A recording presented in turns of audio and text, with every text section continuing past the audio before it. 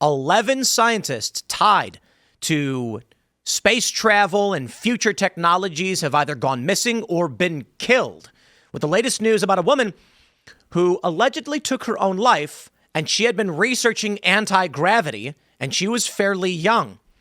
Now, the Trump administration has addressed this. They're going to look into it. We'll see. And more GOP reps are coming out saying, the things I have seen will shock you. That there's certain information that you might get classified that will make you a target.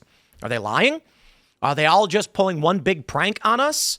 Or is there going to be some kind of, I don't know, is this the precursor to some greater revelation? I don't know, man. Maybe aliens are real. Maybe it was lizards underground the whole time. So that's going to be fun. We're talking about that because there is breaking news, but it's Friday, so I figured we'd have some fun with it. Trump said the war is over again. All right. It's like the fourth time the war's ended. Iran says the strait is open. Trump says we're going to keep the blockade for the time being. We're going to take all their nuclear dust from them, which it's not dust, but, Trump's saying that because he keeps telling us he's blown up their uranium supplies. So we'll get into all that news and break it down. And then, oh boy, this will be fun. Elon Musk says it's time for a high-income UBI, which makes no sense. But let's hear what Elon has to say. And then we're going to round it out because I feel like it.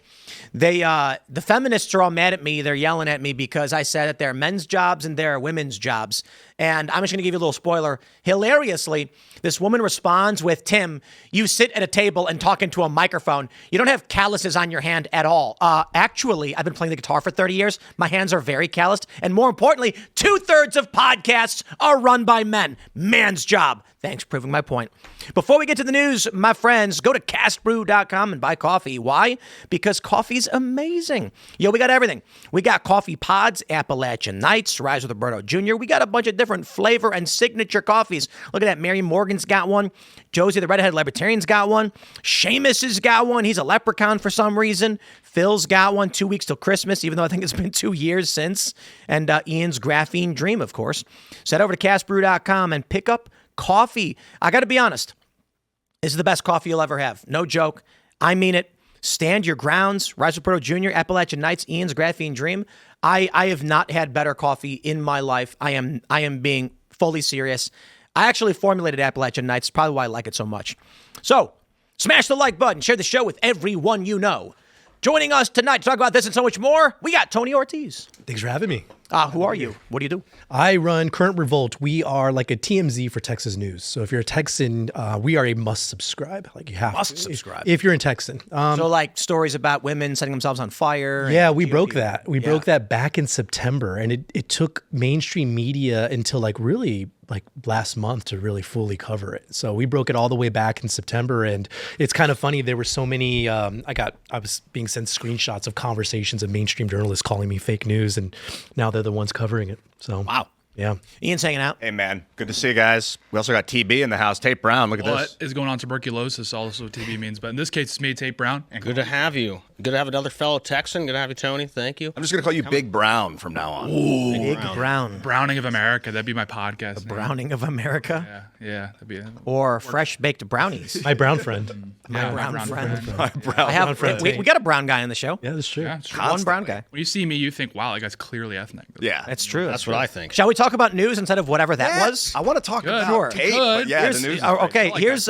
the New York Post. String of missing or dead scientists. Too coincidental not to be major concern, Congressman says, as 11th mystery emerges. They said the death or disappearance of 11 top U.S. scientists and researchers is a matter of urgent national importance. Rep. Eric Burleson said his office had already been eyeing some of the too coincidental disappearances a year before Trump told reporters Thursday he had ordered an investigation. The lawmaker argued the fate of scientists almost certainly linked to the access some had to classified aerospace, defense, or UFO information, and may involve bad actors from China, Russia, or Iran. So check it out. Amy Eskridge died from a self-inflicted gunshot wound at her Alabama home in 2022, and she was researching anti-gravity. That's just crazy. Some of the scientists literally just disappeared without a trace. Okay, so wild story. We actually have, check out this image. Let me see if I can find a better version of it. Links between the missing and dead officials. So Frank Mywald, Carl Grillmair, both worked at JPL. Monica Jacinto Reza did as well. She received funding from Air Force, Wright-Patterson, and oversaw the. So this is her project was overseen by William Neal McCasland, who also worked at Kirtland, which collaborated with Los Alamos, where Anthony Chavez and Melissa Cassius, and then you've got you've also got Michael David Hicks, dead, linked to JPL, worked on deflecting asteroids from Earth. Theories. Okay, I'm gonna go this one. I have seen every movie where the great catastrophe is heading to Earth, so the government goes to round people up. You know what I'm talking about, right? The helicopter lands in like the backyard, and like the guy's out there with his kid, Independence and they're Day, like, yeah, we need you. yeah, and they're like, Mr. Crossland, the president needs you. And it's, what? Come with us. Or like, what was it, Arrival with Amy Adams? They show up and they're like, you have to come with us. So here's what's happened.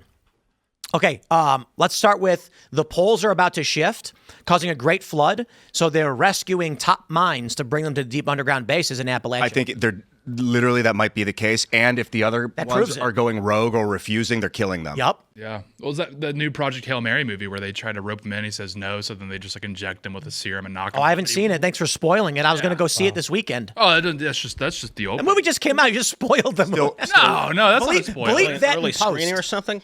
No, We that's not a can bleep it spoiler. technically. We can. It's on the trailer. Why would it they is. kill them though? Just because they don't want them to talk? So all joking aside, let's remove the actual tilt conspiracy. People really love the story of the Earth flipping and then the flood coming. Is that a real thing? I mean, I know it's happened, but like, is Well, it a real so pending thing? the real theory, mainstream science, is that the poles are shifting. We're experiencing an extended excursion from the North Pole into Siberia, where it's normally tilted over Canada. So we are also, I think, 100,000 years past the average cycle of when the poles normally flip. The mainstream view is it's not going to happen. Calm down. If it does, the magnetosphere will weaken and we'll get blasted by solar radiation, which will fry all our electronics. The Adam and Eve conspiracy theory is that every time this happens, it's actually 6,500 years, not 400 or 500,000. The Earth will also rotate 90 degrees, causing water to flood around everything, sloshing about, and it'll wipe out most civilization. Which is interesting because carbon dating is not a lot of erosion and heat can make it look like time has passed. So that makes Sediment layers. could make sense that 6,000 years looks like 40,000 in the Right, fossil. It's like a giant server reset. Yeah, well, let's throw that all out. I mean, it's a fun story and people really love it, but it wouldn't really make sense they'd kill people. What does make more sense is that we're on the verge of World War III. China's super pissed about what's going on in Iran. Trump is saying the strait's going to be open, but we're still blockading Iranian ports, which means China's still going to be cut off from some of its energy access, though the fuel that it gets from the other Gulf states will be fine. The problem is Qatar has stopped producing LNG, liquid natural gas, so China's still largely cut off and hurting economically. If we are on the verge of a major war, imagine the government's going to these people and saying, you need to come with us now and work on this base. There's two theories. One, the U.S. government rushed full speed to the missing scientists and said, you need to come with us now. China, Russia, Iran, who knows, assassinated these other scientists, taking out powerful elements of U.S. weapons development programs. Or the military went to these people and said, you will join the New Manhattan Project. And when these researchers said, I'm not going to be party to weapons of mass destruction, they went, bang. It's also possible that the Chinese took these scientists, they went rogue to other countries, and that the U.S. government found out some of these other scientists were working for the Chinese, so they killed them.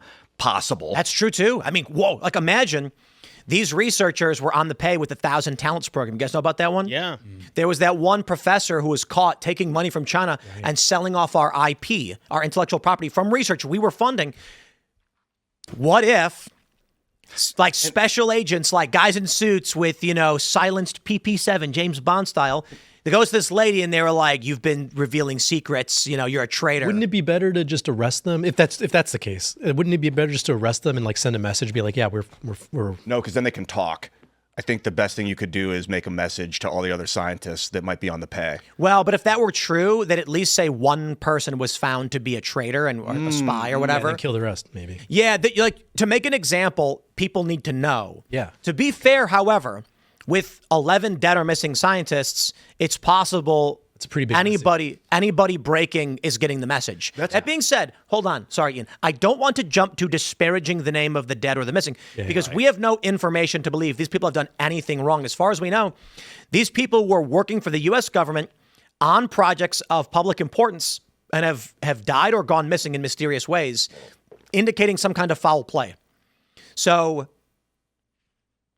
I wonder if the U.S. government is pulling the work for us or else, but I don't see why they would kill him. Honestly, if the U.S. was willing to kill, they just kidnap, right? Like the U.S. government would go to one of these people and say, your anti-gravity research has to be done in our deep underground base from now on. And when they go, no, they wouldn't kill him. They'd say, you don't have a choice, and they'd force him. Aren't they kind of already working for like U.S. government adjacent? Not Black Ops. Right, so you know what I love about these stories is that I was reading this one UFO story where an Air Force pilot said he saw strange objects flying over near Western Florida. And then the news article was like the strange UFO sighting was witnessed, was about 70 miles away from an advanced weapons research facility run by the Navy. And I'm like, what is this? Why would you headline it UFO spotted and then mention at the bottom of the article near advanced weapons research for the Navy? It was clearly advanced naval weapons. What are you wasting my time for? I've also heard the argument, too, that like no one is actually more directly incentivized for there to be public fears over the UFOs than the United States government, specifically the military, because, again, that's something they go to Congress with and say, hey, we need a budget increase like now. So actually, like if you look at where the incentives would be, I don't know if I subscribe to this theory 100%, but in theory, the defense, the Department of War now would be directly incentivized for there to be like increased fears over UFOs and that thing, because they go to Congress and say, hey, we need our $1 trillion budget like now, or now they have it, but we need a $1.5 trillion budget. Like, hey, there's these potential, China has these, super weapons, or potentially there's extraterrestrials. Let's get some more money right now. I mean, we see that all the time where government agencies stoke fears. Like the postmaster comes out every year. He's like, oh my gosh, we're going to increase stamps like 50%. And then it's always over a budget shakedown. I will say this. I have to be a downer. I'm going to be a downer, guys. Oh. And, I'm going to preface this with, if instead of saying what I'm about to say, I instead said, it's aliens, this proves it, we'd get more views. But this may just be a bias where people die. These people have died at different times. Some people go missing. People go hiking and fall off the trail, onto a cliff all the time. And so a lot of people have just speculated we're seeing patterns where there isn't one. That could be happening too. I mean, there's tens of thousands of scientists, and here's 11, and we're like, oh. I'm jazzed about the anti-gravity because it's a real technology, like the Byfield-Brown experiment. These scientists, they'll work on it, and then it gets to the point where you're wrong. like, There's no anti-gravity. Byfield-Brown, check out the Byfield. That's made up. Ian. It gets to the point where you're like, how ethical? I talked with Asham Forbes Careful, about Ian. this. I'm going to say it one more time. Exactly. This is the thing is be careful, because like we're using the internet, we're speaking to the world, so you get to a point where how ethical is it to talk about the deep tech? Like you want to tell your military this stuff so that we can preserve the world together and establish American republicanism. You're gonna go missing tomorrow. Yeah, really. Well, I want to help them. So I would like to be a mouthpiece to like hey, you don't need to say everything you know on TV. Some of this stuff, like the Manhattan Project, if we hadn't done it and people didn't know the scientists were working on it while they were, we would have lost World War II. We could very well lose the World Economic Order if we don't have secret tech. I just want to point something out real quick. Could you imagine being like a black ops U.S. government guy at an advanced research lab making these technologies, and there's a bunch of really annoying people like Tom DeLonge who won't stop bothering you, and you're like sitting there and you're like, okay, the anti-gravity should be coming online, and then it's like, bro, Tom DeLonge's outside again. He's looking in with binoculars, like, oh, this guy won't stop. He's got it all wrong. Yeah, exactly. He's completely wrong. You want to correct him, but you can't. He seems to be like associated. You watch him on TV saying insane things, and you're like, oh my God. Gosh, You can't fact check him at all. You make a burner Twitter account to like. Here's what happened. Note him. The lady, one of these scientists is at a bar, and someone's like, I heard Tom DeLonge talking about it, and he said it's aliens. And she goes, I've been working on this for 15 years. It is not oh, crap. Bang. Literally, yeah. Well, Tim, you were saying earlier, like kind of the confirmation bias. I mean, we were seeing it right now in Austin, where a lot of people have gone missing around Lake Travis. No, that's a serial killer, bro. And people are like, it's a serial killer. But the alternate gay one. Yeah, the majority of the people going missing are gay men. And they're thrown off a bridge, right? Yeah, that's what I was gonna say. Is like, so people are saying like, well, it's Lake Travis. People get swept away or whatever, but they're all gay. Or a and lot of thrown them. off a bridge. Yeah. Wait, not to make light of it, but you saying the serial killer's gay? It's a gay serial okay, killer well, or a guy No, who no, he's kills probably yeah, yeah. anti-gay. Yeah, Targets well, he's a or really gay. homosexual. he's a gay guy, and he he goes on a date with them or seduces them, and then he kills them. But like the gay guy would want to have sex with them. That's how he gets them. Yeah, but then he wants to kill him. In It could public- be like there's plenty of cases, or there's been plenty of movies or theories where like the gay guy feels guilt, and like then he Jeffrey does his Dahmer business was and then- gay, I Yeah, right. Yeah. Could be that. A lot of them are. Yeah. What does that have to do with aliens? Directly ties in, actually. Repressed Can I mention sexuality. something? Aliens are just looking Yeah. for a body. I just That's say what it something is. real That's what it quick. is, I have to say something. It's been eating at me a lot. I know we're only a few minutes into the show, but remember that video the other day where the gay guy had the baby begging for its mom? Yep. Yeah. That guy's last name is McAnally. Oh, it's not. Yes, it is. No way. You got It's not a McAnally. joke. McAnally. What's that theory where your name kind of like? Yeah, his ancestors in Scotland. You Swallow was Swallow, yeah. got in trouble for diddling. Oh, Anthony there was a- Weiner. It was Anthony obvious. Weiner. Yeah. Like your name kind of. I heard there was a lawyer named Justin Case. There you go. There was the one from Dewey, Cheatham, and Howe. A lawyer named lawyer. Yeah. Well, Yeah, I that, try I not just to I get a seem to messiah mention that complex. because is my name. I was talking about it earlier, and when I pulled up the guy's Instagram, it's McAnally, like literally the word anally. Yeah. Yeah. Ow. And I was like, is this a joke? Like a Like, horrible McDonald's thing. Guys, I think we live in a simulation. You know what I mean? I think you know what I think it is? I think the simulation was created to be it's like instead of writing TV shows, there was just some dude and he was like, I got an idea for a business. We'll create a bunch of data centers that run this AI universe, and then we can just isolate points of interest, and that will be the show. So, of course, like the headline show is Donald Trump.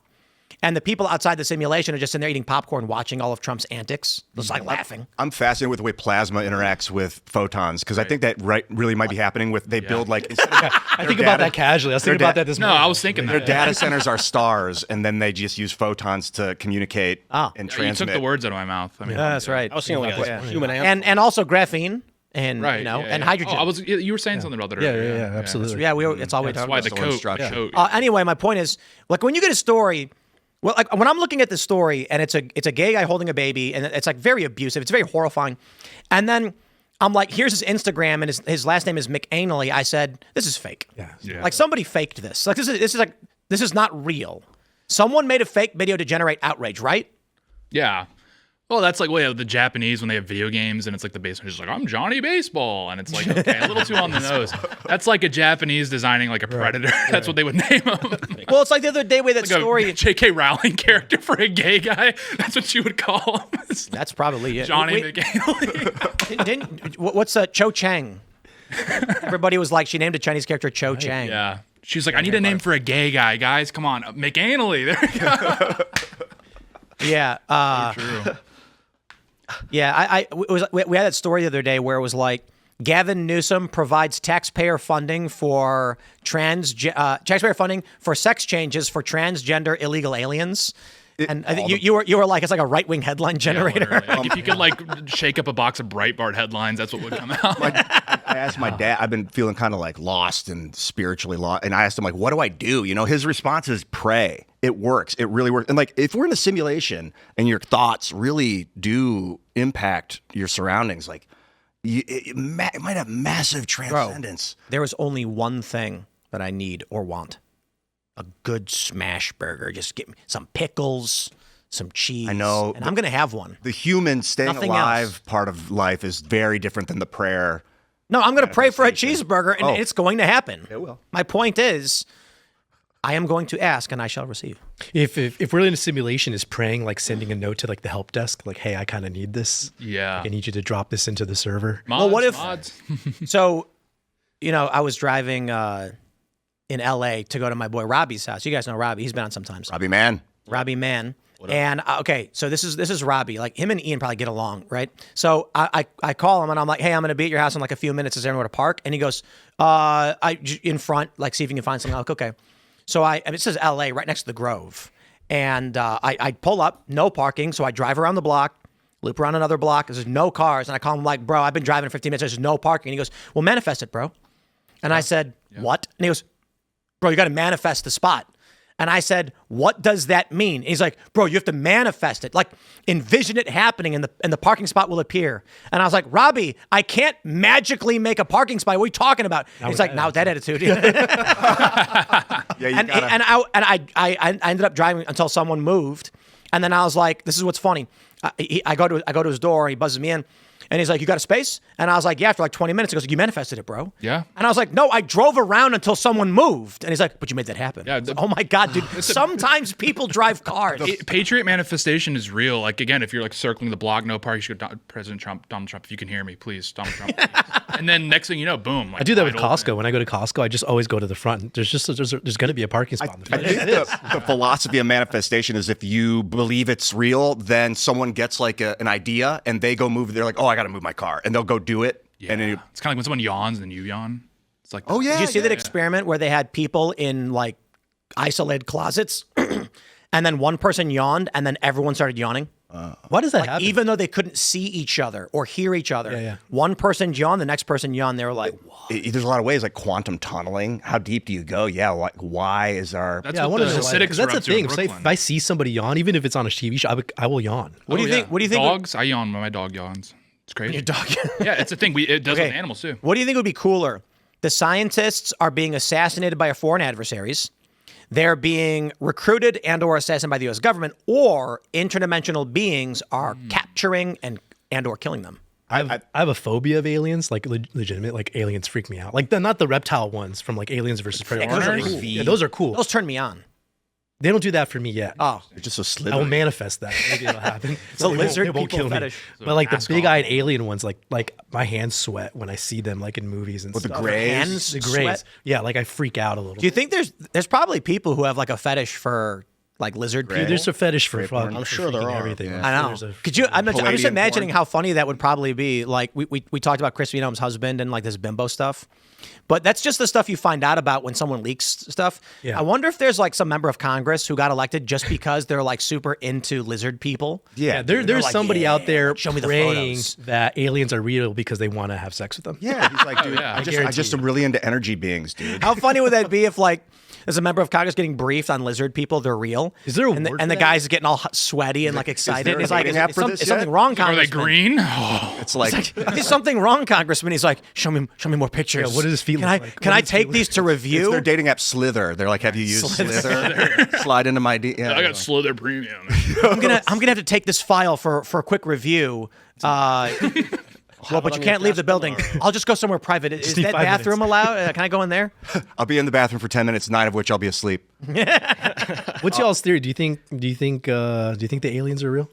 Oh, of course. I think they are, but it's not corporeal that we know. They're like high frequency density consciousness. Well, that's true too. sentience. But they are physical aliens and higher form Probably. aliens. The likelihood is there's Would you other argue animals. that's like the demon theory? Like aliens are just demons? Yes. Yeah, and angels, I think they control your thoughts and your body. They kind of move you with magnetic force. It scares the crap out of me. Well, let me put it this way: like, there's an ant walking around, right? He doesn't see you. That little ant can't even comprehend that you are there. But what happens if you take a ruler and block its path? It will stop, see the ruler, and then turn and run. It doesn't comprehend that a human being has intervened in its life. right. Imagine anything in your life where you're going about your business and all of a sudden something changes. To you, it seems like nature. We can't perceive the angels and the demons that are interfering or intervening the way we do for lesser entities. When my flight gets canceled, it's a freaking alien like messing with me. Every time. No, but sometimes. So we talk about like manifesting things. Imagine if, so we can understand some simple things about, say, a dog or an ant. Like dogs, obviously much higher than ants. So dogs understand you exist and you can do things. I love this meme. It's like, to a dog, humans are, they live for the equivalent of, several lifetimes. They have they seemingly have magic powers, can fly and, can strike someone down from a distance. We're basically elves to them, the way elves are to humans in lore. So for a dog, we can still interact with them in a way that is beyond their comprehension. They just know that we're capable of doing crazy things. We don't have any equivalent to that. But for an ant, the gap is so massive, they can't even perceive our existence for the most part, comprehend what we are. So imagine what we understand about what ants want or do. It's very simple. They're going to grab food. They're going to bring it back, right? So what you can do, you can rip a little crumb off a piece of bread and put it down in front of that ant, and that ant doesn't know anything other than a windfall has just appeared before me. It has been granted a great boon for some reason. And it runs up and it finds the food, gets all excited, and then it runs back and tells its buddies, and they come and they'll just drag it away. Imagine winning the lottery. Imagine something good happening to you, and you are just thinking, wow, a good thing just happened to me, right? You don't even know why. Could be an angel. Now, hold on. What about the little kid with the magnifying glass frying all the ants? To the ants, they're like, oh, God, a great catastrophe is just wiping us all and killing us. Could be a demon. So what if the angels and demons, their motivations are rather simple? Higher entities that are sometimes bored. So imagine this. We understand the desire of an ant, right? It wants food for the most part to bring back to its house. We don't really care if it does or doesn't. Sometimes it's funny. Sometimes you give a little like chocolate, chip and you watch the ant. You're like, hey, look at them go. Imagine you now praying and saying like, I just really want to succeed and like have all this money. And there's a higher entity just being like, here, I'm gonna put $1 million right there. Look at him go. Oh, little guy, he's loving it. You know what I mean? Yeah, the angel manifests the thing by twisting the subatomic time space, I think, and then you can rationalize however they did it. I'm saying liken it to formula. Sure, like liken it to an angel. Equation. My point is, it could be higher dimensional entities that view us like ants or bugs, and they're looking down, giggling, being like, "This guy's trying to have a podcast. Watch, I'm gonna create a linear path of success." Hey, look at him go. That explains why the McRib just kind of spontaneously reappears in the menu. No, I played things you think about every year's the last year. You know what the real reason is, right? Divine intervention. Yes, it's excess pork. Pork. Yeah. Well, that's the human it's for an pork ant. byproduct. That's So ants have explanations like that. cartilage, bone, and other garbage gets mashed into a million bits. Like a McRib. Right. I wonder, like, That's because we're ants. We don't understand. It's actually a cosmic intervention saying now is the time the McRib can return. I ask, why do the spirits do this if they're doing this, which they seem to be? Like, why? And maybe that question just breaks down at that level. There is no why. I don't know. Like you were saying, they're curious. You think maybe they just are interested in changing things.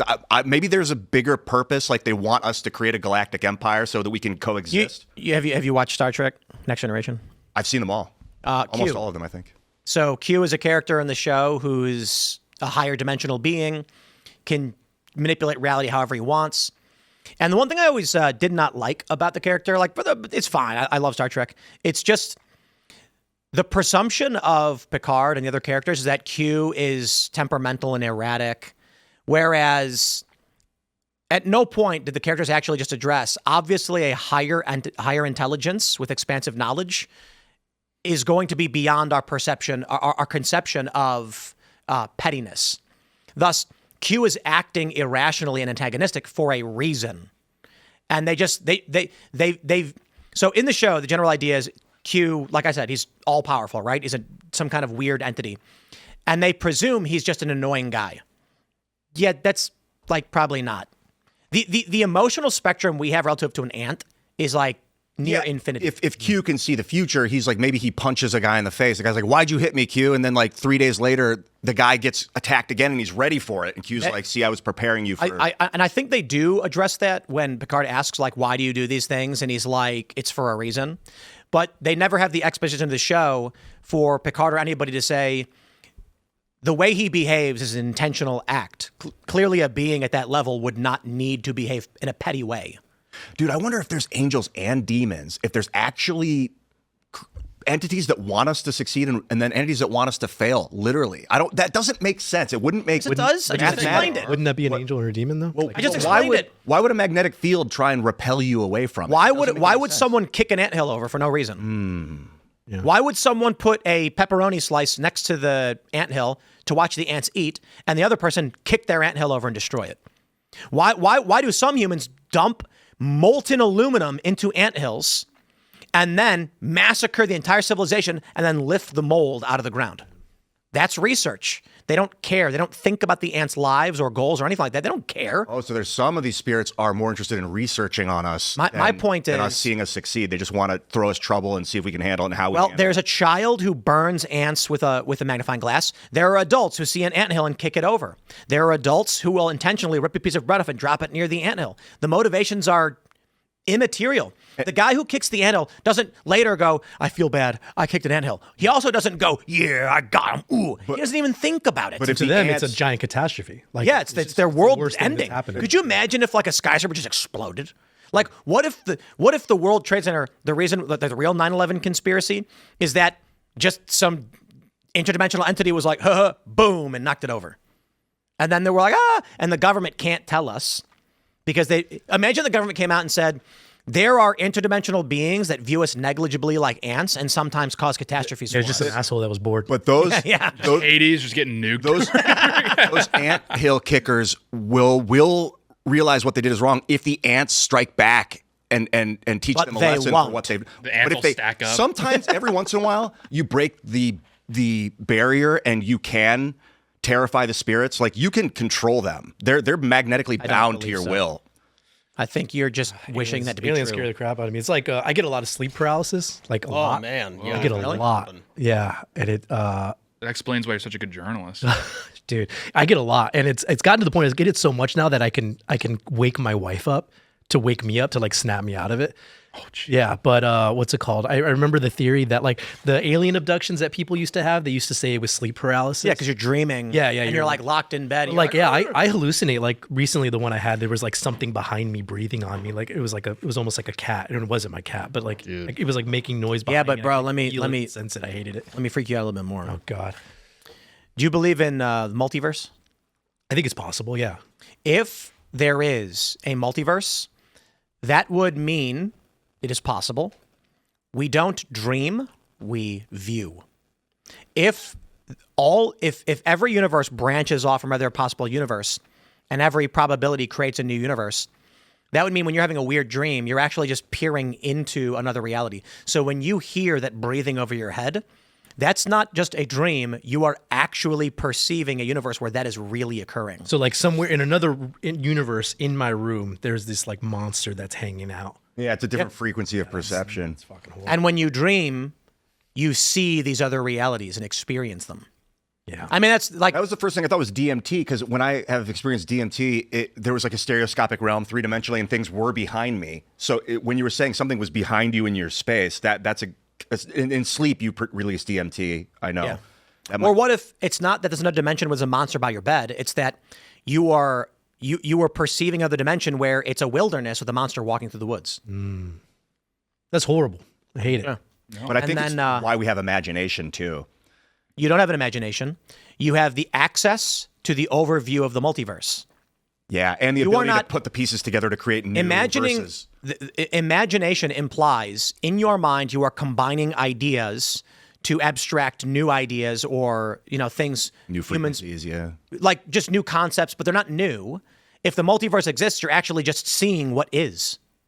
That might be true. Like everything we think has already been thought. I don't know though. That's Our kind of brains weird. are just tapped in to the multiverse, and we can, in our mind, close our eyes. And here's the thing: some people can see more than others.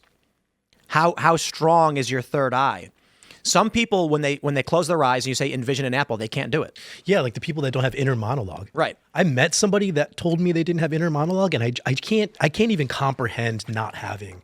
It makes no sense. How's it even possible? I don't know, because I think I'm in the shower, I'm thinking, I can hear my voice in my head talking, thinking about things out loud, and this person was like, no, I can't. I literally cannot do that. Here's a question for you: How many tracks do you have in your mind, though? What do you mean? You can hear yourself talking. Right. Can you also see things happening? Yeah, of course. Can you hear two things at once? Yes.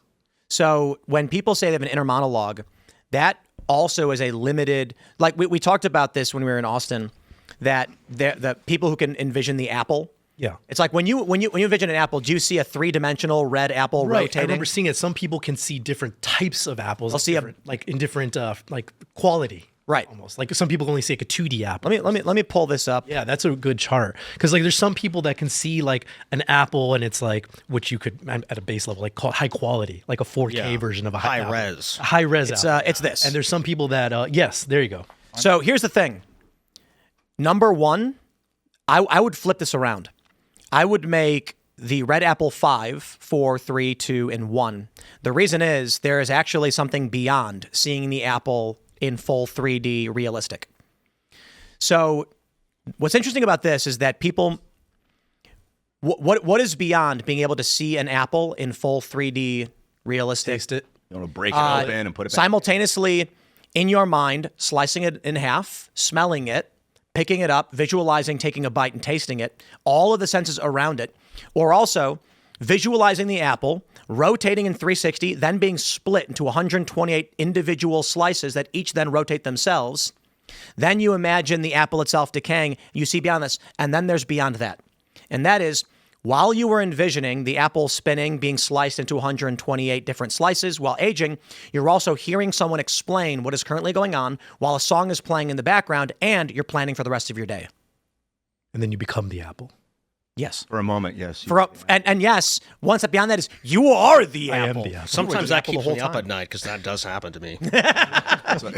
You're imagining you're It's an like apple. the same song loops over and over again, and I can't shut it off. I'm also That's not what I'm talking about. I know, but like You're the imagining apple's that happening? you're an apple on a table and you can't move and you're going, ah! Oh, not that What's part. the deal with people that can't do this or don't have internal monologue or inner monologue? I think it's what's the trained- deal there? It's like a muscle, like a No, muscle I don't think memory that's what that it you is. I train. There's bots. I think trained there's it. people that are just Well, let's talk mainstream. The mainstream scientific view is that as a baby, your mind is developing neural pathways, and if you do not get stimulation to develop it, you will never get that stimulation. So there's studies showing a direct correlation between the age at which a child is being taught things and the capability they'll have later in life. Easy way to explain it. Do you play baseball? No, I did when I was If you started playing baseball right now, full time, will you ever be as good as anyone in Major League Baseball? very likely not. It's zero. It's not going to happen. Basically zero. Yeah. It's basically I zero. won't buy a motorcycle. So the reason is, in order to reach the highest potentiality, you have to be training for something from like zero and on to develop it's not just about developing muscles to do something. It's about developing the muscular structures, the fast twitch muscles, as you develop. Muscle memory, yeah. It's not just muscle memory. It's that your muscles must be built and designed from your whole life to be able to do something specific. We do a bunch of general stuff. Then around like 12 or 13, people start to pick up a hobby or something. You will never, if you start playing baseball at 13, you will never be as good as someone who started playing baseball when they were 3. Man, did you see Justin Bieber start on the drums when he's like 2 or 4? Really? Yeah, he's amazing. Well, that's You do have to keep doing it, by the way. But so anyway, to the point here, the mainstream scientific view is people with no inner monologue or capabilities of visualization and audialization. What is audialization? I don't know. Oralization, I think. A-U-R-E-L. Oralization. Did not have that stimulus as a child. Another example is tone deafness is related to a child not hearing music for a long time as a baby. Oh, I was surrounded by music. My dad played Interesting. guitar. That's No, this is wild. I could not understand the concept of tone deafness. I didn't believe it was a thing. I thought it was a joke. Like, I thought the phrase tone deaf meant you were just bad at knowing pitch. Good music and stuff, yeah. So no, not good music. That it meant if so I likened it to having bad pitch, meaning if you hear a tone, can you replicate it? I thought tone deaf was basically saying you can't imitate different pitches. But that's not what it is. Tone deaf literally means people cannot hear. I have a great example of this. the Yeah, same I was sound. saying, like they're incapable of discerning. Everybody So hears the same sound differently. We all hear it the Well, way our maybe. The brains point have, is this. have coded themselves to hear. There's a tone deafness test where they will play 2 tones, do do, and then they'll ask you, and then they'll play 2 tones, do do. They test people doing that, and there are people who literally say it's all the same sound, and they're like, "You are tone deaf." Is this the same as like people who like tasting food? Like they can't tell the difference between like what is good food or what's not. Like what is well, not I don't know about the difference that. there, but like maybe I'm thinking different. Like there's plenty of people out there that like they're incapable of eating outside of a certain food that they're used to. Like Yeah, but come on, everybody loves orange chicken. Well, they say some I don't tastes eat are anything acquired, else. like acquired Yeah, it taste. was It might be an like, acquired ability, sound. The ability to hear tone, to discern tone. No, it's a developed ability. When you're Right, young, if you don't acquired, hear tone, your developed. brain does not develop the ability to Yeah, do so. but taste buds, if you get rid of garbage foods, you can So- taste a lot easier. So I don't know if you do that with sound, maybe too. Let's go back to the point you were asking when I said the scientific view of it. Let's do the spiritual view of it. I actually think there's a possibility of this, that some people are more spiritually attuned, meaning whatever the figurative third eye is that connects you to the infinity, if you have a stronger third eye, you will conceptualize better. You will predict things better. You will be faster you will think. You'll hear thoughts. Simply put, imagine if everybody has an antenna in their brain. Some are weak and some are strong, and God is talking to you. Those with very strong antennae are going to seem smarter, but they just have a better connection to divinity. And there's two parts to that. There is the how strong is your antenna, but just like a radio, you might tune to 92.3 and get a radio station. If you travel 10 miles, you no longer get the station because you're out of position. Satan. So just like you want to tune your brain to be able to pick up God's frequency, you need to be in the right place. But in reality, that means you need to be the right thing. You need to change your body because that's position in reality is what you are.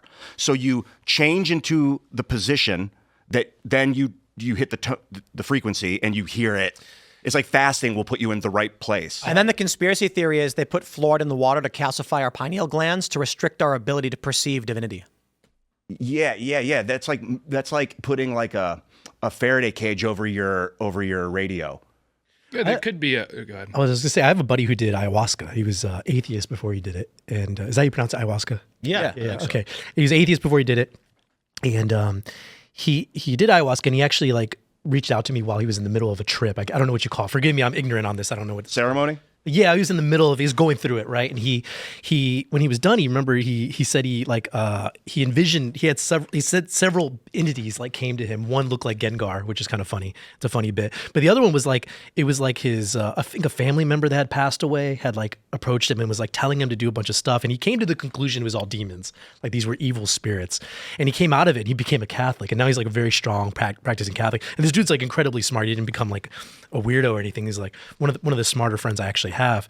But I don't remember what exactly the point was with this, but like essentially like he tuned into this thing, or he claims he tuned into this thing, and like, yeah, he saw all these entities and they were like trying to convince him to do different things and change his life, and he came to the conclusion they were all like evil beings. Yeah. Actually, he actually saw like evil stuff. He did not have a good experience, but he became a Catholic out of it. Or he became like very religious out of it. And you can there's clearly like genetic predispositions to like certain types of religiosity too. Like if you look at the founding of the United States, where if you look at like the Puritans, for example, they're like these hyper Calvinist types, but they have virtually they came from the same place in England, right? They're English, ethnically English. But then if you looked back in England, all the Puritans left, came to America, and then all the Englishmen that were surrounding that area, right, in East Anglia and that sort of thing, had far lower levels of religiosity. So, like, clearly among, like, certain tracts of people, there was increased Tate, religiosity. go like this.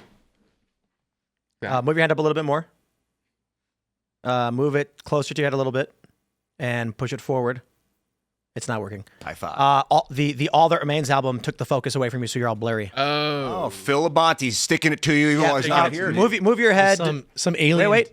There you go. We got it. Some like alien was bored and was like, "We're gonna move you out of focus." Yeah, Phil's about to start a tour. There's a lot of like this is like one of my pet issues, or not pet issues, like pet interests, is like the different like genetic predispositions to religiosity. Because if you look at like Northern Europe, they were the last ones in on Christianity. Like if you think about like the Nordic countries, last ones in on Christianity, and they were the first ones out. So the Reformation hits. It changes everything. And then they were the first ones to like just become like widespread atheism. So that there's kind of two things. Is that just a purely cultural thing, or is it possible that that's just like a genetic predetermination? Because even a lot of the Nordic people who came to North America that settled in Canada, Minnesota, et cetera, they also have really high rates of atheism. And so there is potentially just genetic predetermination. Well, just like gender and roles and doing certain things, we're all predisposed to. Yeah. Are atheists the worst people imaginable? I'm just kidding, atheists. I'm not saying that's that why I looked at the atheists camera. suck. I'm not saying that. I'm not saying fuck you, atheists. No, I'm just kidding. No, atheists are. Atheists are. I think kind of silly because to claim that it doesn't exist just because you can't see it doesn't mean it's not real. My issue with atheism is that when I was a teenager, I claimed to be an atheist, and the reason why is it's not about not believing in God. It's about rejecting narrative God. And when you try to explain, so I think it's an issue of order of thinking, which goes back to we're talking about the apples in essence. So and then we'll talk about Zoran Mamdani in a second because the order of thinking thing is a huge issue in politics. But when I was younger, I grew up Catholic, and they talked about God, and it was presented to me like a cartoon character. They would make us watch videos where God was a cartoon figure with like a big beard or whatever. They showed me a video where Adam was riding a brontosaurus from Adam and Eve, and like Adam's on a brontosaurus. And so I said, this is insane. This is not real. So then I said, I'm an atheist because I don't believe in the specific cartoon character they showed me in school. Then I read some books, learned about quantum physics and theology, and I said, oh, God is real. But God isn't the cartoon character that they're trying to portray him to be. He is something beyond. I think Michael Knowles says it well when he says God is the logos of the universe. So what I find typically when I talk to atheists is that their perception of what God is a guy in a robe who lives in the clouds. When you try to explain the concept of infinity itself, you run into an issue with orders of thinking where some people genuinely can't conceive of what infinity actually means. People think infinity is a number. It is not a number. It's substantially more than that. And if you go to someone and you ask them what infinity means, they'll be like a number that never ends. That's low-ordered thinking. It doesn't mean they're stupid. You'd say, yes, but the true concept of infinity beyond that. And they might say, I don't know. Maybe they just need to be educated so they can learn and expand their minds, or maybe they're limited and they can never really understand.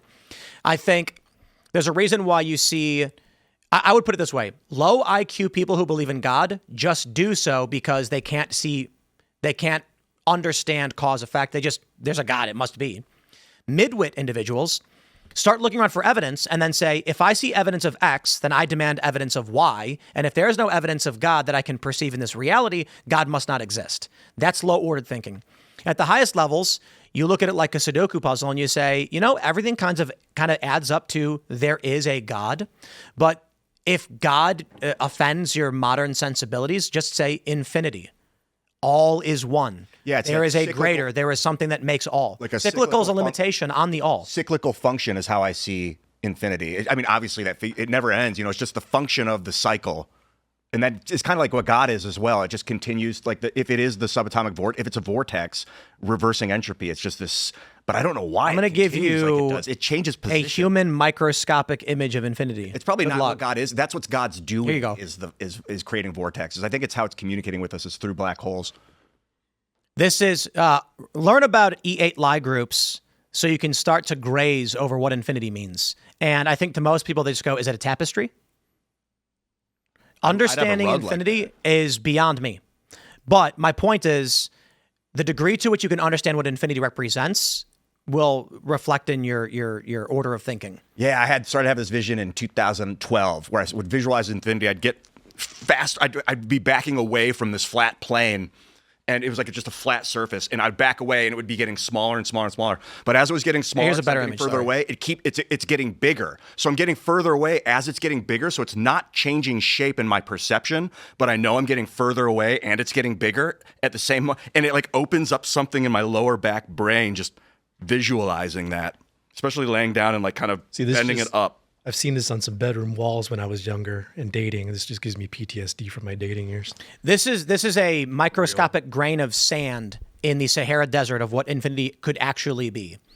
And so good luck, I guess. It does feel cheap to say there is a God because I still don't know, but there's a God-shaped hole in the Sudoku puzzle, whatever that means. Like there's some function that obviously, well, I guess it seems Ian, let me tell you something. Are you a sentient being? I think so. You think, therefore, you are? Yeah. So do you exist within the rules and confines of the universe? Seem to, yeah. You do. And so consciousness is a component of that universe, correct? Yeah. So what is the difference between the conscious entity of you and electrons? Just the complexity of it. You are both functions that exist within the laws and rules of this universe. Your consciousness is a component connected to the logos of the universe. It's more about... That means the universe is conscious. God is real. We can go into a million different arguments and expanding this concept, but I would put it this way. Another question. Do you believe that the human consciousness is the end-all, be-all of consciousness? No. Of course not. There's probably something much more expansive. So I'll put it this way. The presumption we can make is that our conscious entities are within the confines of existence in the universe like any other chemical reaction or reality-based phenomenon. We know that things in the universe don't exist outside the universe, which means if you were to zoom out of the universe and view it in its totality like you would the Earth, consciousness is a percentage of existence. Oh, yeah. We also can presume we are not the highest form of consciousness. That would be arrogant and silly, considering on Earth we see scales of consciousness. It was once believed that animals were either sentient or they weren't. And in Star Trek, a great example is that Data says, my cat is not sentient. Science doesn't view it that way anymore. They now see it as degrees. You view it as a gradient. Some animals have more acute perception and understanding of reality than others, and we have the highest that we know of on this planet. To presume that we are the end of that would be silly, considering we can map all these brains and see these functions. So, stands to reason, consciousness is a component of reality. If we look at fire as something simple and the sun as something greater, but similar in many ways, and they're kind of different, you can then scale things up and see that consciousness as a concept could scale to the size of the universe. Likely is true. I think that scale and that pattern and these things point to the existence of the logos of the universe. Honestly, if your body was compressed and heated enough in a deoxygenated chamber, you would turn into plasma, and it would still be you, but you'd be in a hyperliquid fluid state of plasmatic gas and sentience. The sentience wouldn't like just disappear. I think it's fair to surmise astral consciousness exists. That's not God. That's just that there are higher forms of consciousness beyond ours based on the function of the universe. I bet God is still pretty a rudimentary term. Like once we get deeper and deeper, we'll be like, oh, there's like layers of what is going. See, again, like to go to atheists, they imagine when you say God, there's like a dude holding a book who's like in the clouds being like, I'm going to watch you. And then when you try to explain to them quantum physics, E8 Lie groups, when you try to explain like M theory and these things we think we know and are probably wrong, they go, I don't know. So do you guys meditate? Do you guys meditate at all? Yeah. In the shower, I guess. When the water's running, I'm thinking about all sorts of things. I do like riding the stationary bike and like doing other stuff. I consider that meditation almost. Because like if we're in a simulation and your mind is in massive control, like that's meditation is the ultimate power because you can shut it down at will. Yeah, I pray. And like that's the amount of onslaught of demoralization porn that's on Twitter, well, just everywhere. I mean, you need those moments of just. You got to pray that gay away, bro. It's real. Yeah, it's so true. But yeah, you absolutely need those moments just to like lock in and realize, it's not actually. I mean, it's dire, sure, but like you can only control what you can control in your immediate. Let's get super crazy and deep with it. What if 1,000, 2,000 years ago, everyone knew you could manifest things with your mind? Praying was a real thing that people would do with tangible results before them. Like you're out in the middle of the woods and you're like, I'm going to need some food. So you get on your knees, you put your hands together and say, please provide me with food. And then all of a sudden, an animal would walk up to you and just die right on the spot. And you'd be like, thank you. What if that's the way it used to be? And our ability to manifest things in reality through prayer was tied to the amount of people asking. That is, if there's one guy in the middle of the woods and he says, please save me, and then all of a sudden, actually, let's do it this way. I love that joke where the guy is in his house and there's a heavy rainstorm and a car pulls up, or the storm says, flood warning, evacuate now. And he prays, dear Lord, please don't let me die in this flood. Then he hears a knock on the door and there's a guy in a raincoat. He's got a truck. He goes, quick, we got to get out of here. We're evacuating. The flood's coming. And he says, no, my Lord will save me. And the flood waters rise. So he goes to the second floor.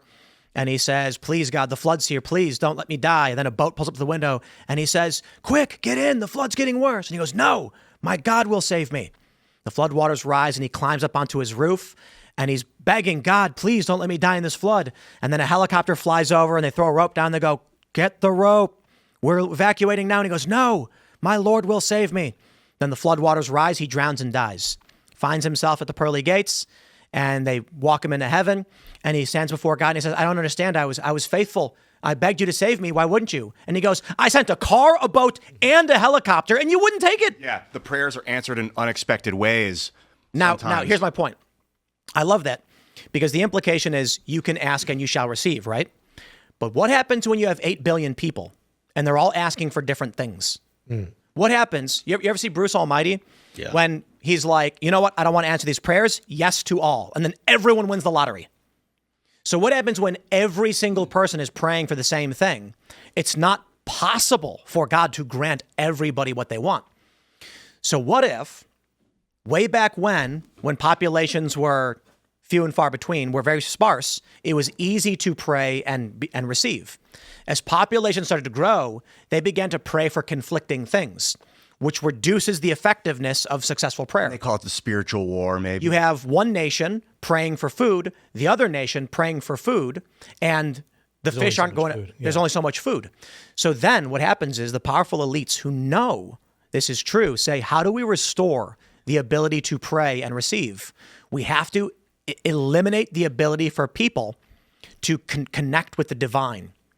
So they lie to us, they trick us, they deceive us, or they poison us. They damage our bodies. The conspiracy theory is that they put fluoride in the water so it calcifies your pineal gland, which you need to perceive divinity, and then your prayers don't work anymore. People start becoming atheists and they give up on religion, but the powerful elites still can just say, I would like to have $1 billion, and ask and you shall receive. What you're focusing on is basically your prayer. Even if you're looking at a wall and talking about the wall, you're praying for a wall. So TV is the way that the elites or radio are able to control your prayers by getting you to focus and think about what they put on the TV. And then what happens if they eliminate 8 billion people and leave only a couple 100 million? The strength of the individual prayer goes up. I kind of feel Right like now. the powerful elites might also be praying to something else other than God. Well, what do you think they're praying for?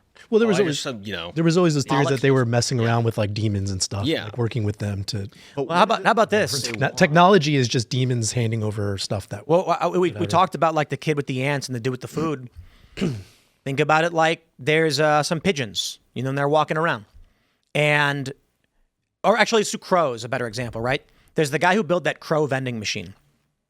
What he did was he built the machine and he put there was a tray, and he put a bunch of nuts on the tray and coins.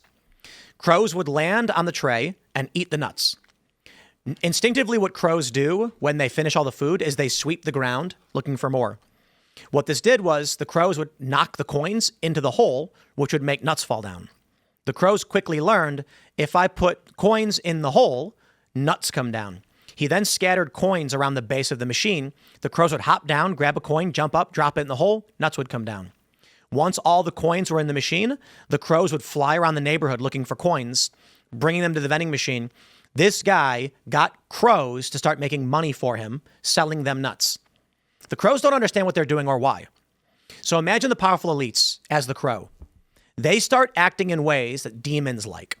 And so the demons give them benefits. These things could be slaughtering children. Other people start catering to the angels and to the divine, doing things that God and the angels like, and they get rewards too. What if we just perceive it as they're worshiping Moloch and sacrificing babies to demons, but it could be as simple as they're providing some benefit to a demon for which he's rewarding them as if they were just some lowly animal. Yeah, because a demon could like answer your prayers just like an angel could. It could vibrate reality to make the thing appear just like they have equal abilities. They're just twisted in different ways. That proves it. Yeah. I had some interesting thing I was going to bring up about it. But you forgot? What you were saying was so interesting. I want to keep going down this road. Okay. I'll remember. I've noticed, talk about manifestation. If you ever think you forgot something, say out loud, I'll remember. You tell your body that. Your body believes you, and then relax, and the memory will come back. To be fair, I do think that while I don't know that I believe like manifesting is a thing where you like sit there and ask and it happens, I will certainly say in my life, I've gotten what I've asked for. Like, I don't know if you've experienced You've it. also, Mass to prayer is make what I'm these thinking things about. happen, you've got to put yourself in a situation for them to happen. You're never going to win the lottery if you don't play the Oh yeah, lottery. you got to be ready. You're never gonna find a partner if you're not out there, like, And if you haven't won the lottery, you just got to keep going and going and going and going. You know why college students never win the lottery? Too smart to play. That's funny. Fools. Too dumb to lose. Idiots. I was thinking about mass prayer while you were talking, because you were talking about the more people that I tried in 2007, early days of YouTube. I was like, what if we all got on Stickem? Stickem.com. You guys remember that website? Yeah. And we did a mass prayer. Me and Katie's Opinion, Katie Sa, and we could only get 1,900 people in there before the whole system crashed. But I think servers are better now. You could get 10,000, 30,000 people together to have a unified prayer in a moment. Mm-hmm. Dude, I don't know if humanity's ever done that yet. If we did that effectively, let's schedule that. Yeah. Yeah. Get something on the calendar. Yeah. Be something. I think the servers that can handle a million. I don't know what they can handle now. Candace Owens had like 400. I don't know how many hundred. What was the X 50,000 basis live that viewers? Trump had with Elon that one time 250. before? That was Well, DeSantis. X. Here's another X thing to analytics consider, are a little though. misleading because if you leave the video, it still says there's a watcher. So it's Here's something to consider with dead internet theory. What if views have always been fake? When what if it has always been the case that when you look at a video with a publicly displayed view count, it was never real? So when you look at podcasts on Spotify, Apple, these other networks, Podcorn is one of them. You can't see the numbers. They never release how many people actually listen to those episodes. But on YouTube, the video will show you a number. Why did they need that to be there? Honest question. Well, I think that if you're the provider, like and I love YouTube, but like if you're the YouTube, like you want people, the numbers there to perceive that people are using the platform as well. In which case, the number doesn't matter, or I should say the viewership doesn't matter, the number matters. Correct. So if YouTube is trying to say this is the kind of content that works, why would they ever show the real number? They would show high numbers on content they want to exist. Right. maybe with Minds we were ethical about it. Because you could what was do the that. point of showing the views publicly instead of on the back end? So that people know what of their content's doing well. Right. Exactly. And so my point is, if you were the deep state and you saw that Twitter, Facebook, and YouTube were influencing people, it's real easy. You'd go in and just be like, if it's in favor of what we want, make it get a lot of views, and if it's not, make it get no views. You think they were doing it since the beginning, basically? They do Why that. not? They do that now. I mean, DARPA, Of course. Yeah, of course. DARPA was like they built the internet. It was deep state tech in the '60s or something. So maybe, yeah. Sorry to interrupt you. No. You're 100%. But like they do this now. They artificially make trends. You see this. What's it called when they kind of make a? There's a word for it. I'm blanking. They introduce like a celebrity, and it's like a plant, like a Plant, celebrity plant. yeah, celebrity plant. It's like this Industry person, plant. Industry plant. Yeah, they do have this with politics too. All of a sudden, somebody pops up. AstroTurf it. Yeah, and it's like this person has nothing interesting to say, but all of a sudden, like all their stuff's getting viewed and retweets, and that's why people bought views, is because it creates the idea of consensus, right? Like Yeah. if there's consensus, or at least if the masses are sort of endorsing it by saying, yeah, I sat and watched it, that indicates that there must be something of value here. When's the last time you watched a video that has like 30 views? And you have what's his name from Twitter is like cracking down on this, where they want people to disclose that they're being paid, because you have a lot of these political influencers that are doing they're promoting policy positions or politicians, and they're not disclosing like, oh, I'm being paid to say this. Yeah, literally. Right. If we were going to pray for something, what would be the best thing to pray for? $1 million. For everybody? No. For you? Yeah. I don't want to get 20,000 people to pray for you to get $1 million, dude. Do something more holistic. Do something more agape. Right. I like Love of the community. Greek, yeah.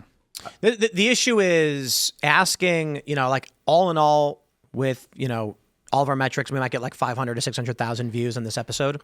Then with the clip might get additional 50 to 100. Is that enough prayer to overcome 8.2 billion requests? I don't know. I don't know how it works. The more attuned their third eye is, the more powerful their prayer is. also- So you recruit really Target powerful people with a prayers. good third eye. But also, what could you pray for that wouldn't contradict or hurt somebody else? Right. Like, for example, if you were to pray for like all the oceans turn into drinkable water, so that we always have drinkable water. Well, then you ruin the ecosystem. Well, you destroy right? the earth. Right. You destroy the. I'm just saying, like, this is a really rudiment, like a basic example, but like, what could everybody pray for that wouldn't have negative consequences? Right. Well, and you also have the thing at 11:11 when everyone's making a wish, that there's one guy out there saying, I pray that no one's wish comes true. Oh, Spoils it. God's basically, he's like chilling up there at his desk, and he's like, okay, that's all 8.2 billion. I got one left. So we'll do yes to everybody. And then one guy's like, I wish nobody got anything. Goes, okay, my job's done. Yeah, there's just one guy playing spoiler this whole just some dirtbag. maybe.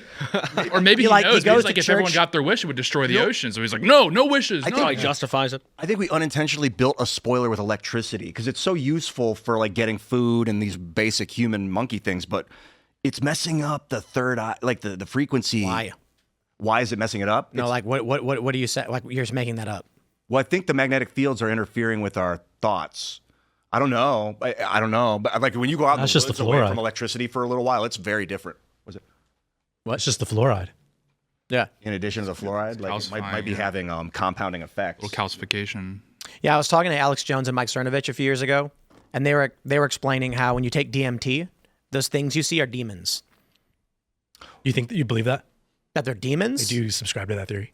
Well, I just depends on your definition of demon, I guess. You think they're evil? No. Because that was what was argued to me, and I don't have any rationale for why they would be evil. What they were saying is that they'll offer you a deal, which is information. They'll tell you what to do, how to do it, when to do it, how to get what you want, if you agree to do it. And I said, what's the downside? And they're like, it's just the deal. I'm like, what's wrong with taking information from entities? And apparently, I guess the idea is that the things they want you to do that get you success are bad for humanity, or it's good for demons.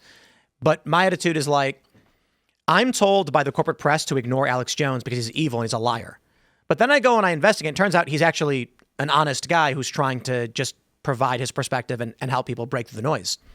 If I just believed what the machine told me, I would say, no, away with you, Alex Jones.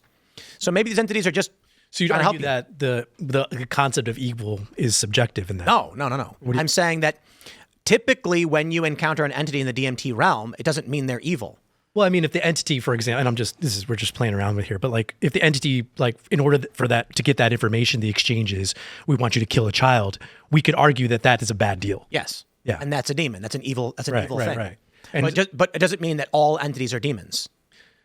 There might be an entity who'll be like, hey, Ian, I'm going to give you lottery numbers. What do you want? Nothing. Just win the lottery. Have fun. Some of them will offer you things. I think people have told me those are the demons. Watch out for the ones that offer you things in exchange for something but the ones that want nothing, the ones that want for nothing, they're just there and present with you, are very healing. And if you ask them things, they'll tell you. Yeah, it's like buy iTunes gift cards and I will No, hold on. It's a demon. Why do I throw food out for the deer? Oh, to feed them is the dumbest answer, but to make more of them so you can hunt them later. Well, it probably also makes you feel good. Like, oh, I did something good. And so maybe some entities are like, Ian, I'm going to help you out because you asked. I don't need anything in return. Yes, those I think are the angels. If you want to separate or parse the gradient of evil to good, the ones that don't ask, it's kind of like humans too. Like friends that aren't trying to get something out of you are real friends. What if an entity says something like, I love Lindor chocolate truffles. If you give me a bag of those, I'll give you the stocks that are going to go up this week. No. That would be like a demonic trade. How is it demonic? It's like, bro, I just wanted some chocolate. It's like DoorDash. Basically. Yeah, exactly. I don't know if it's true, but they are kind of demonic. DoorDash. Yeah. From what I think Michael Malice told me that, from people that have told me over the years, the ones that ask you and like propose things to you are the demons. Watch out for them. Be more like, I got to be real. If a demon came to me, like, it's like, imagine this purple little like goat-legged creature going, I'm going to give you the lottery numbers in exchange for a Hershey's chocolate bar. I'd be like, okay, sure. But we know they're not. How about I get you 2 of them? But if they have the ability to do these things, we know that they're not asking for that sort of basics. Well, I think it's silly to assume, like, well, yeah, we do business with characters like that all the time. We make car salesmen. Yeah, exactly. But in the beginning, they'll be like, give me a chocolate bar. Then they'll be like, get me 5 chocolate bars. Then they'll be like, get me your son's chocolate bars. Then they'll be like, get me. That's a son. you problem, like, though. Oh, listen. Watch out for that. If a guy comes to my house, knocks on the door, and he says, "I've got a suitcase with $1 million in it just for you, cash money on the spot, kill a baby," I'd be like, no. But sometimes they'll be like, "I'll give you charisma if you eat a chocolate bar." There's a lot of people that would say yes, especially if, and that's on them. Especially They're if bad this people. demon could guarantee you're not going to get in trouble for it. You just have to do it. This is my point with this is my point with the demons thing. You don't want to lose. If a guy came in door, knocked on the door, and said, "I have $1 million for you, and I'm going to buy it in exchange for like that mallet you have on your desk," I'd be like, deal. It's like, oh, you did a deal with the demon, bro. I did a trade with a guy for a hammer. I think they try to give you things that you can't get, that you don't want to lose, and then they're like, now give me this to maintain You're not it. listening. Well, if they give you, I don't think they give you literal items. Let's slow down and stop. Okay. You said those that ask for something are demons, and my point is, not all trades are evil. That's it. Right, and I don't know that those are demons, but people have told me the ones that ask for things are usually which bad doesn't news. make sense because not all trades are evil, right? Definitely not, yeah. So they're not demons. An angel might say, I will make your life better, but you must pledge to me. Yeah, and you say, what must I pledge? Go to church on Sunday. Well, they won't even do that. Is that evil? They won't do any of that unless you ask, and then they'll tell you. But the demons, maybe they just need help. My point is, if an entity came to you and said, I will grant you a better life, you will get a better job, you will find a family, you will have your own house, but you must pledge unto me that you will follow my commands. I wouldn't do it. And then you say, what do you command of me? Stop taking drugs, start going to church, clean yourself up. Is that wrong? Are those demons? It sounds like a demon's. That's just Jordan Peterson. Yeah. It's like, well, clean your room. Well, you got to clean your room if you want the lobster. If you want the chocolate bar, it's like, well, perhaps it's time to clean the room, man. That might be what goes. I take issue with this because an angel would command you to clean your life up and go to church. I don't know. Which would also just naturally make your life better anyway. Exactly. That's the point. They don't really force you. They're like present. They're with you and will help you if you need it. But the idea that a demon came to you and said, if you want to have a better life and a family, go to church and stop taking drugs. Like, that's not a bad deal. That's a good deal. there might be neutral entities. But then you wouldn't label that as a demon, right? That's my point. Like, if an angel came to you, like literally a divine entity, a gigantic wheel full of eyes and feathers or whatever, and it spoke from within your chest telling you, stop doing drugs, start exercising, eat healthy, that's not a bad deal. But if it's like, and then all will be given to you, it's like, ooh, wait, what is this doing to me? What is this trying to get me to want? Because if you want from the spirits, that's a big problem. If you expect, then I think Ian's moral compass is broken. well, that's for sure, dude. You know me pretty well too. I mean, I'm a weird one. But I'm more into like neutral energy than good and evil. If God commanded you to kill a baby, would you do it? No. I would imagine it wasn't really God either. What if God wanted you to sacrifice your only son? No. You wouldn't do it. No. What about you? I don't know. I'd have to think about that one. I'd never thought about that. You know, that's in the Bible. Probably. I know. Yeah, I'm literally making a reference to when God was like, you if gotta kill your son. if I would be able to confirm 100% it was God, like in the Nope. scenario, There's a That's bush a on problem. fire yelling at you. I think I'm tripping out. No. But they have like they have technology where they can beam thoughts into your head. So like literally people will be like, God's commanding me to. Sure. Don't do it. Like it's not God. God doesn't tell you to do. You know, what's funny is like we laughed at that. There is technology that they can put a helmet on your head and they can blast you with so much magnetism you feel the presence of God. Isn't that crazy?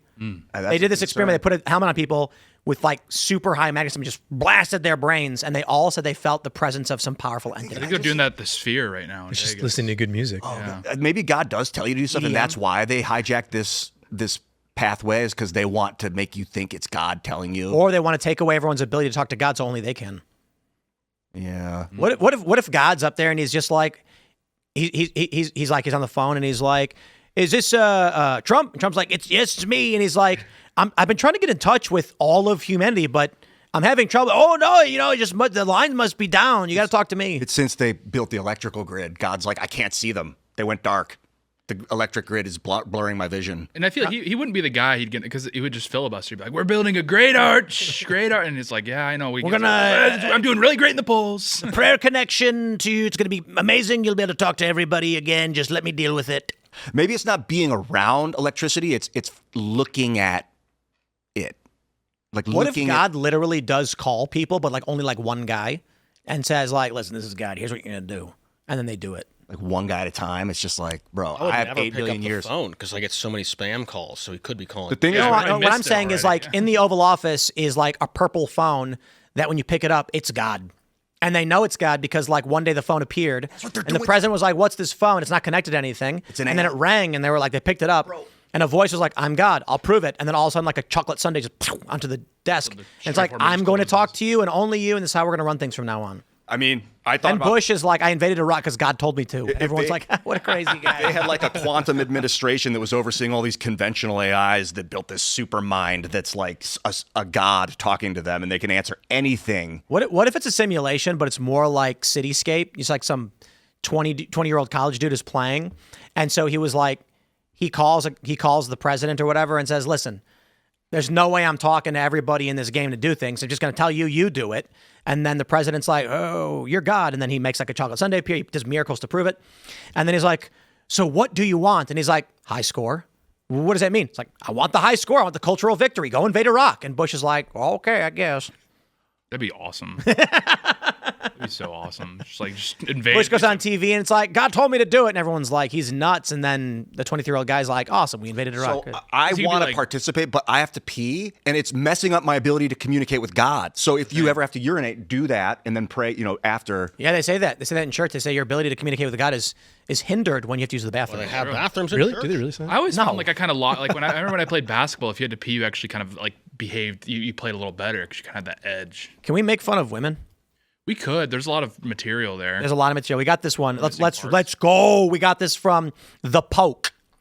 A podcast bro said there were men's jobs and women's jobs, and this woman's A double plus takedown beat all comers. It all began with a think piece about the myth of the independent girl boss, which need not overly bother us here. But it prompted this response. Quote, cheap immigrant labor to do their cooking, cleaning, and childcare is a funny way of saying it's not men's job to cook, clean, and do childcare. Funny how men can go to work and no one yells at them for hiring a landscaper. Which was picked up by someone called Timcast. Someone called Timcast with 2.6 million followers. Come on, stop being obtuse.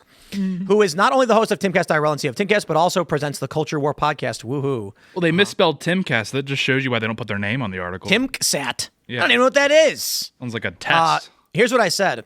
Helen said, good piece with a simple thesis. The girl boss lifestyle would not exist if it were not massively subsidized. Then she said, cheap immigrant labor, blah, blah. I said, Helen is correct. There are men's jobs and women's jobs. Men work in sewers, manual labor, etc. Women work in schools, hospitals, and service jobs. My response is in no way disparaging to women at all. Literally just pointing out a thing that is true. Across all cultures, especially in Scandinavia, when they created more laws to try and create gender equality, women still chose at a higher degree women's jobs. That is, jobs that are more likely to be social. And so then they're like, oh, she got him.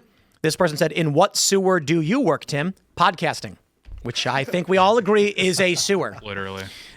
Here, Emily May responded, Tim, you type on a phone and speak into a microphone. Your hands have zero calluses. Not sure why you're going to bat for man's jobs when you don't want any of them. Now, this is the funny thing. The first thing I'm going to say is the joke. My joke response is my fingers have been calloused for 30 plus years from playing guitar. So I have massive calluses and an excellent grip and guitar hand. Look at this. Look at that finger spread.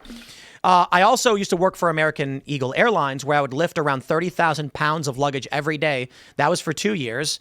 And did work for the chickens periodically. Like, I'm a guy. I lift bags. I lift stuff all the time. That's funny. Like, women can't open pickle jars. That's true. Yep. And they're like, there's no... Listen. They sell devices for opening pickle jars. I know it's for the disabled, but women sometimes get them as well. It clamps to the jar and goes and pops them open. You just got to get that spoon up in the lid and like pry a little air. You get a little whack with a butter knife to break the vacuum. Or heat it, run under hot water, and the metal will expand, and then it's real easy. Here's the funny thing, though. Here's the funny thing. I responded, podcasting is a man's job. I asked ChatGPT, what % of podcasts are hosted and run by men? 2 out of 3 podcasts are hosted or run by men. That's right. Talking into a microphone is a man's job. I would have said there are masculine and feminine jobs, because I think some of them are the extreme cases. They're like, hey, a big, powerful, strong woman can be a fireman, and it's true. Ian, but they're outlying. You know? Can you explain this? Would you like to read this comic? Would you like to read this comic? Yeah, but so the first panel shows a man with a woman. Of what a woman is 5'1", 5'4". Man, my vision is. And then she responds. But I'm a 5'6", though? Yeah. And then he sips his coffee. Yeah, many such cases. Yeah. This woman said, in what sewer do you work, Tim? So I responded with that image, which people use to make fun of women because women typically can't understand the plural of anecdote is not data. I had this argument recently in our Discord with some friends, and they literally did this. This meme? Yes, this just cracks me. I'm going to take a picture of it just because it's so funny. And the point of the meme is it's a macro level statistic. It is a fact. The average height of a woman is 5'4". And she responds with, but I'm 5'6". This is the equivalent of if you did not eat breakfast yesterday, how would you have felt? But I did eat breakfast. I think when you say women are thing, some people will assume you mean all women. Don't make me tap the sign, Ian. I'll do it again. Yeah, but you are wrong. I don't play to the common denominator, but there are a subsect of humans that think like that, and it's worth getting. I don't think Ian understands what the meme. It's worth manipulating the masses. Ian, I don't think he can understand it. That's not what happened. That's slightly different. What? No, that's exactly what happened. Yeah. You're explaining the meme, just with more words. An average of anything. The meme is just a different. Your response just further indicates I don't think you understand what we're saying. You're the purple lady, the one in the purple. You're the lady in this situation. In this moment, you're trans. No, I'm pointing out an inaccuracy in the statement. No, that's, oh my God. If he said all women are 5'4", oh my God, bro. If he said women are 5'4", and she said, but I'm 5'6", though, that would have been the metaphor. What do you think she thinks she's doing? You see the picture of the Asian lady? What do you think it is meant to represent what her character is doing? Correcting the guy? Yes. What do you think you're doing? Correcting you. You are exactly. But she's doing it. That's what we're trying to explain to says you. The average is this number, and then she gives an inaccurate correction. Or no, she provides an anecdote unrelated to the fact. Yeah. But I'm not doing an anecdote. I'm saying if you claim you are men do thing, some people will believe that means you're insinuating all men do it. Yeah. Yes, we are well aware of that singular, small, micro level anecdotal issue. It's just like people be like, it's like if I say the weather in California is beautiful, and you're like, but it's raining today. It's like, yes. Like, it's like, it would be like if I said there are men's jobs and women's jobs, and Ian went, but not all women do those jobs. Yeah, not all women. I claim they're I think a better term would be masculine and feminine, because some outlying women will do almost the hardest masculine jobs. Ian, maybe the Navy SEALs. We're already aware of what you're explaining. Yeah, so I know. I don't think you understand what we're saying. Are you saying people are too stupid and they deserve to be misled? No. What are you saying? No. I'm saying that there are statistical facts that there are certain jobs that men do and there are certain jobs that women do.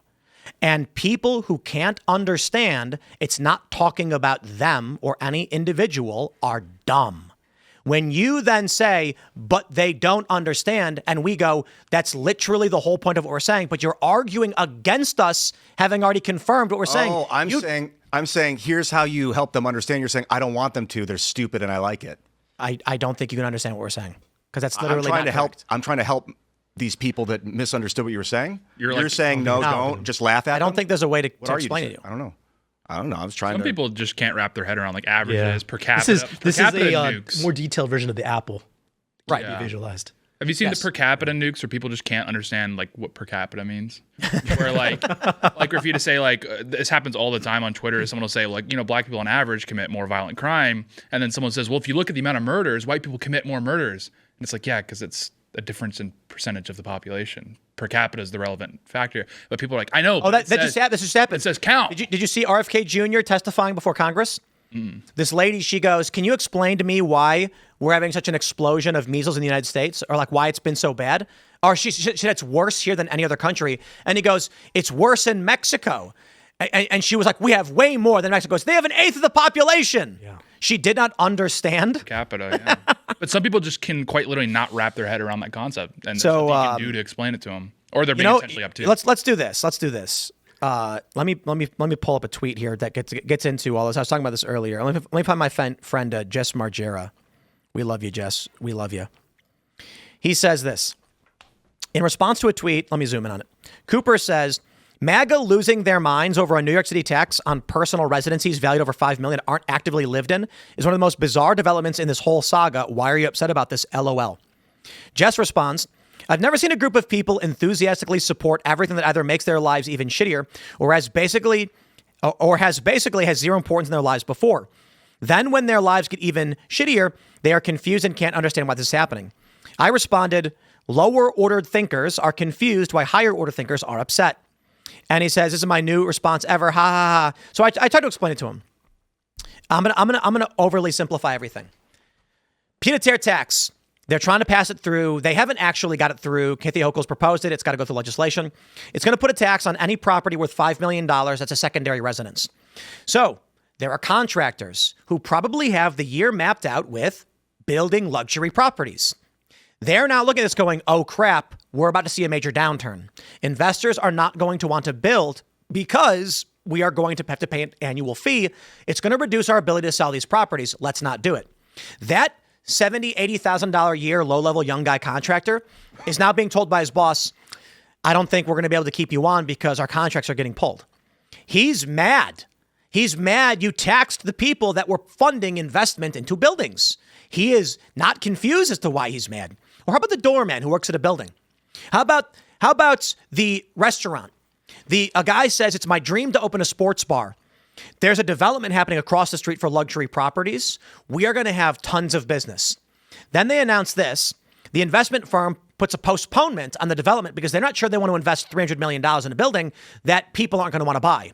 So this guy who's been working on his dream sports bar says the location is bad. And the bank goes, we're not sure this location is going to work anymore because the investment property across the street isn't actually going to be opening.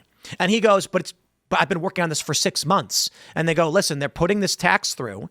No one's going to want to buy these properties. And you're going to have a restaurant in front of a dead piece of real estate. We don't want to provide you the capital to do this. Now he's mad. And he was a firefighter who saved up because he really wanted to just do it.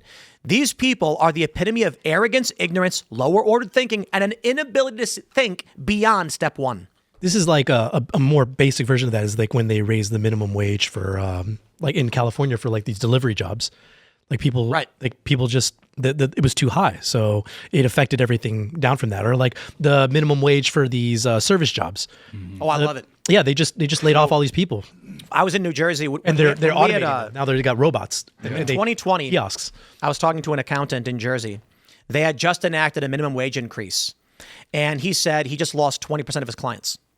He said, what these Democrats, he was a Democrat. He was like a moderate leaning Democrat in New Jersey. He said, these people want to raise the minimum wage. What they don't understand is these businesses can't absorb any of the costs.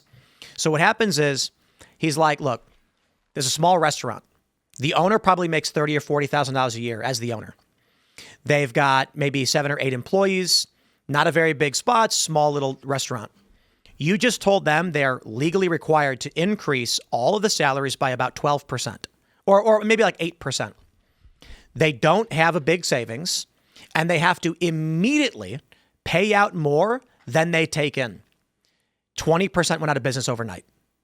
They immediately responded with salary, wages, and labor is the biggest cost we have, and within the span of 1 month, we just jumped about 10% in that cost. The owner goes, I'm only making $30,000 or $40,000 a year as it is. Now I'm going to make $25,000 a year. I quit. They sell off the business. They sell off the property. It gets absorbed by bigger business or shut down entirely. And he was like, we lost a lot of money. Now the accounting firm just lost 20% of their income because the business went under. And this was because they were raising the minimum wage. I think it was by $1.50 in an increment of 75 cents and 75 cents. They could not absorb the costs. So they're gone. He said some of the businesses sold out to larger conglomerates. You know, for example, not in this instance, but Starbucks might buy a small coffee shop and convert it. And what ends up happening with these minimum wage increases, big businesses can absorb billions of dollars. Small businesses can't even absorb a few thousand. This is what Democrats do. Now, I think that the Democrats at the highest level are smart and they know what they're doing. They are intentionally destroying small business. And then I think their voters are really dumb and go, but we're going to get paid more. You're going to get paid nothing when the business is gone. People like Jess Margera, he's a low order thinker.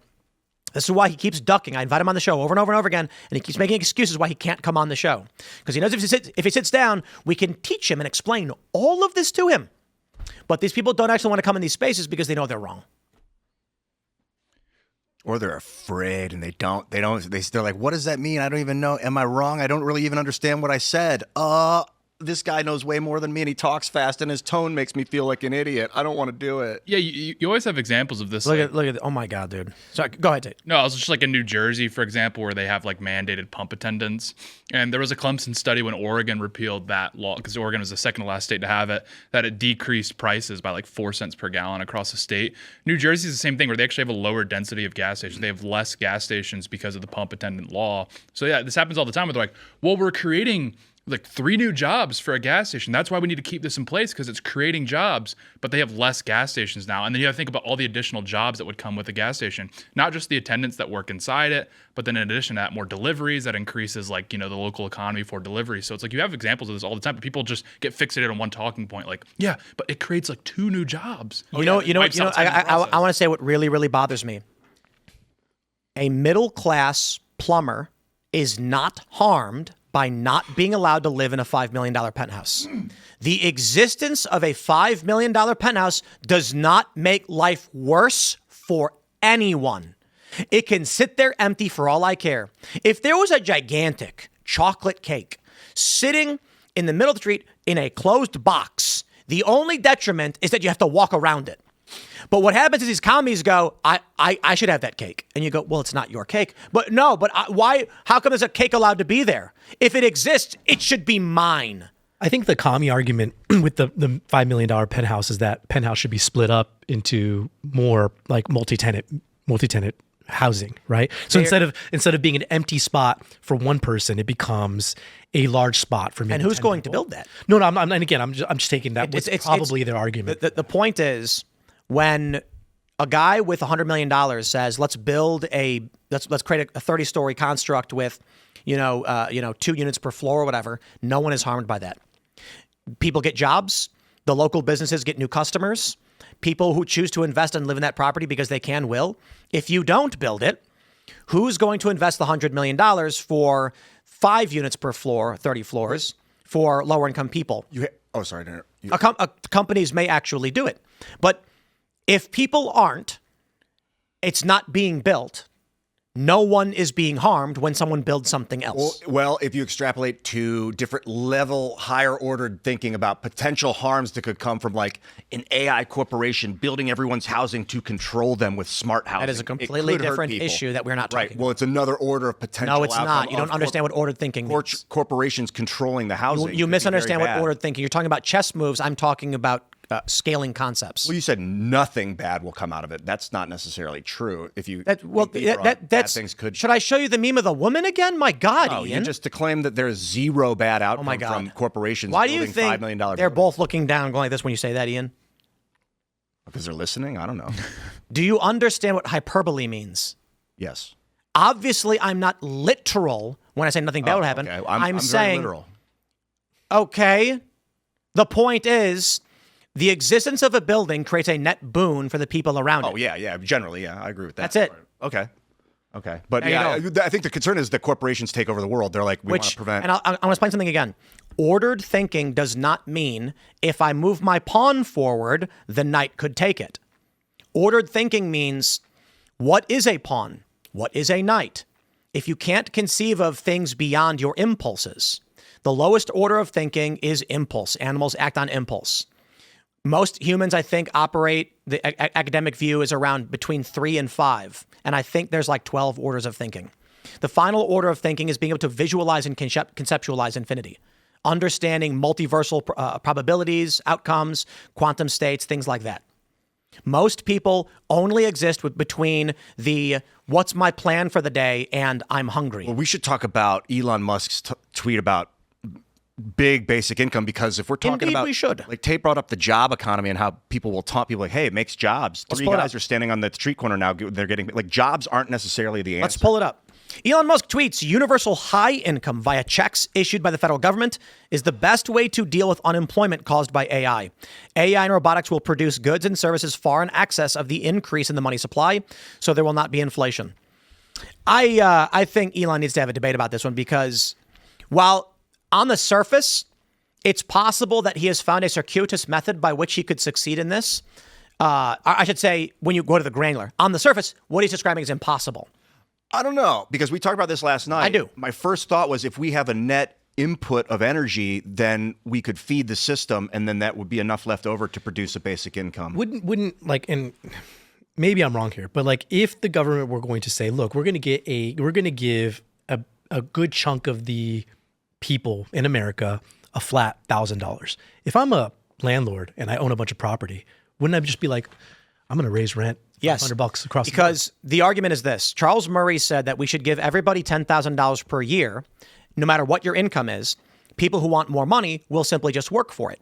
Agreed. So the landlord who does work maintaining the property, who now has to work for his money, says, I would like to make more money than baseline, so I'm going to charge more for the work that I do. Simply put, another simple way to put it, why Elon is wrong, why UBI is wrong. I need someone to vacuum my floors, right? Someone's got to do it. I don't have time. I'm doing production, not hard to do. So I go to some random guy and say, hey, buddy, would you like money to vacuum my floors? And he goes, how much? And I said, I'll give you $50. And he goes, nah. I'm like, you don't want it? He's like, I get $800 for free for every month anyway. So I don't need $50. Well, what would you do it for? $200? $200 to vacuum the floors? Okay.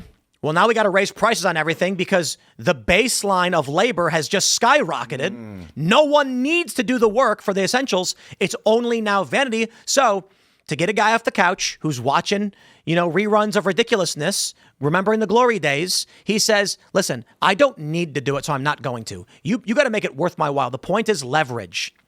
Now, it does suck when the economy is bad and leverage for businesses is high. The average worker says, I have no choice but to work really, really hard.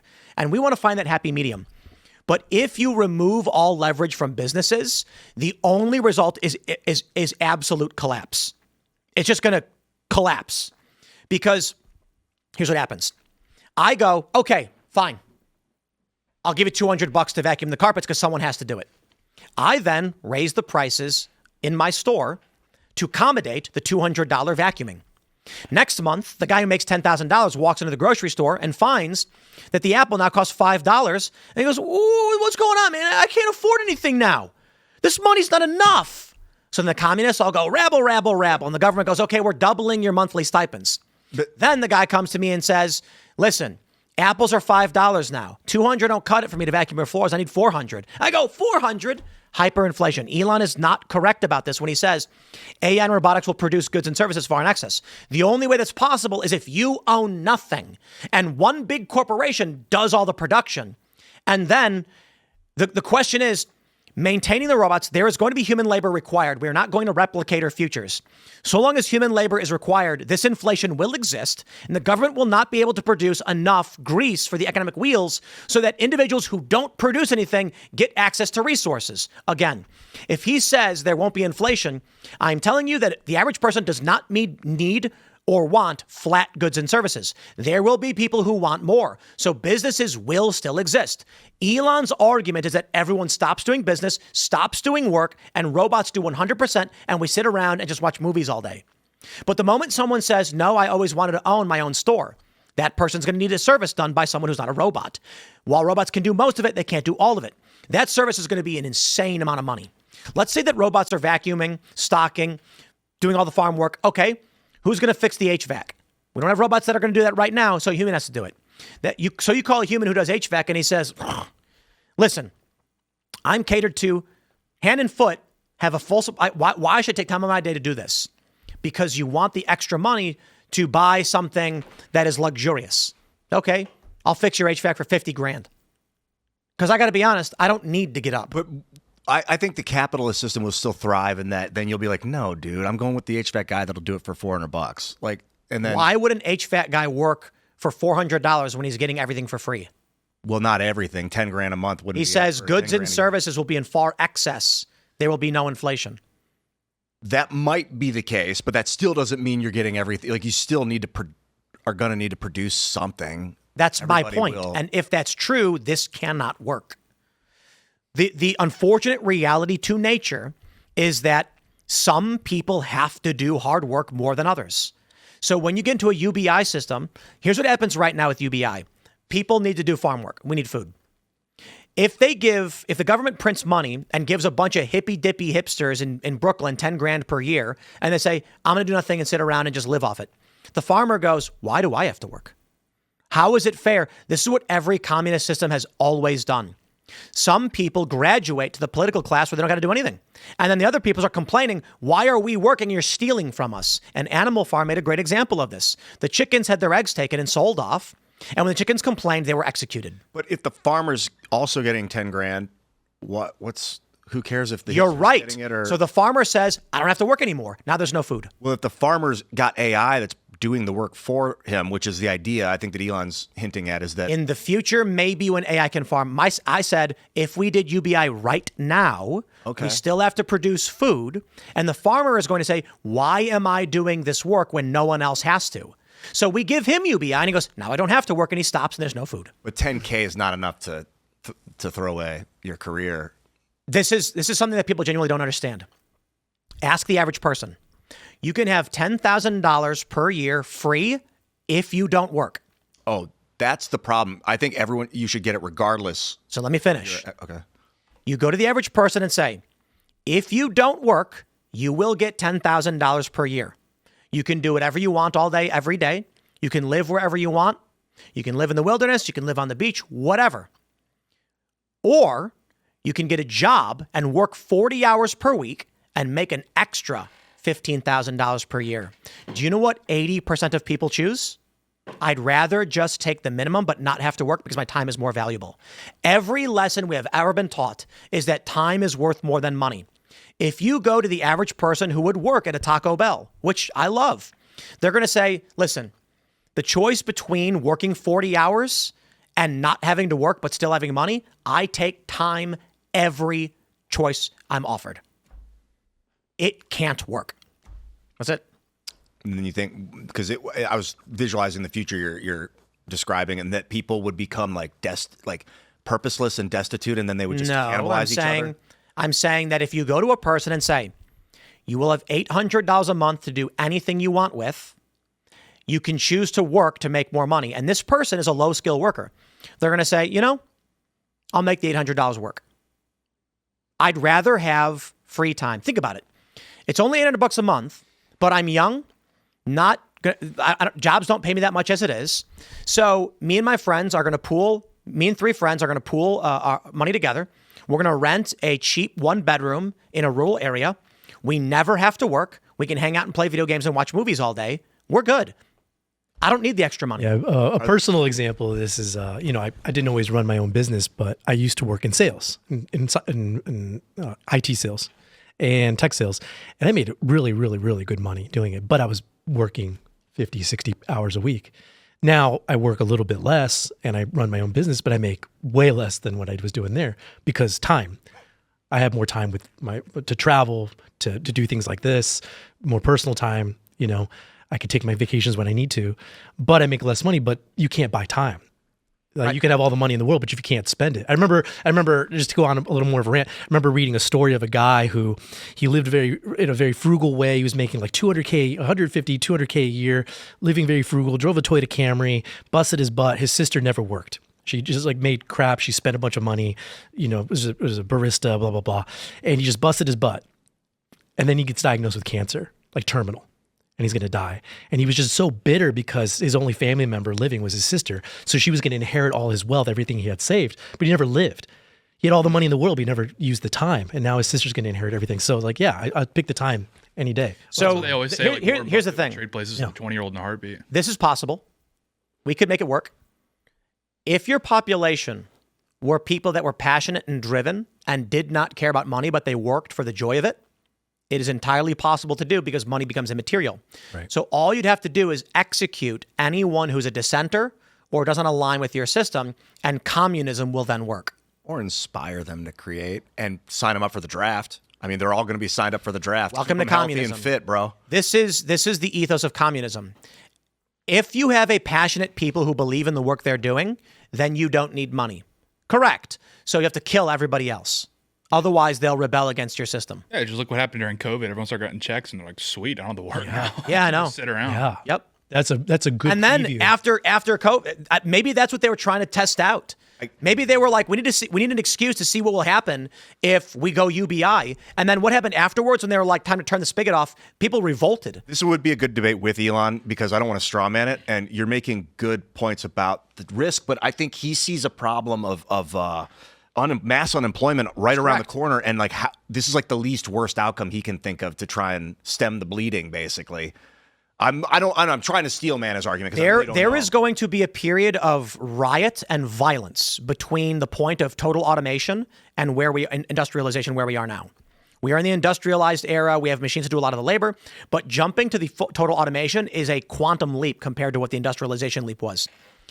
If you have all work done by machines, there is still the problem of environmental equilibrium. The robots will only be able. Let me do it this way. You have a jar. It has one bacteria in it. The bacteria doubles. Now there's 2. Then it doubles. Now there's 4. 4 little bacteria in this big jar. Then it doubles. There's 8. Then 16, then 32, then 64, then 128, then 256, so on and so forth. 512, 1028. So then, 1024, sorry. Geez, look at me. So with every minute, it doubles. For the first few minutes, it's fine. Eventually, the jar is full. In the next minute, it is going to double again and require another full jar. We do not have. That's equilibrium. What Elon Musk is describing is a society where people will rapidly consume, have children, get fat, and they will overpopulate so rapidly, we will run out of resources and reach equilibrium where it's automated, but you're starving. Welcome again to communism. Isn't his argument for that, though, is that's why we need to travel to the moon or Mars or whatever? Because yes. that's in which case the argument would be AI and robotics would have to self-advance so rapidly we would get FTL travel to be able to colonize other planets. Because we would have to be able to send 8 billion people every 20 years off of Earth to a new colony. Okay, 4 billion, actually, 4 billion. The presumption is if everybody reproduces at 2, we go from 8 billion to 16 billion, you got to get those people off the planet. But we're not. We're around 1. So you need to maintain population. We would need to be able to space lift 1 billion plus people every 5-10 years, sending them to new colonies, and it would only be getting faster and faster and faster. I was thinking of exactly this last night, how fast we replicate when we have food. That's called environmental equilibrium. Equilibrium. I don't know if Elon knows something we don't about. I mean, I'm sure he does. This is Working probably on AI, why, like how advanced it's getting. How fast. Probably why they're encouraging people to abort babies.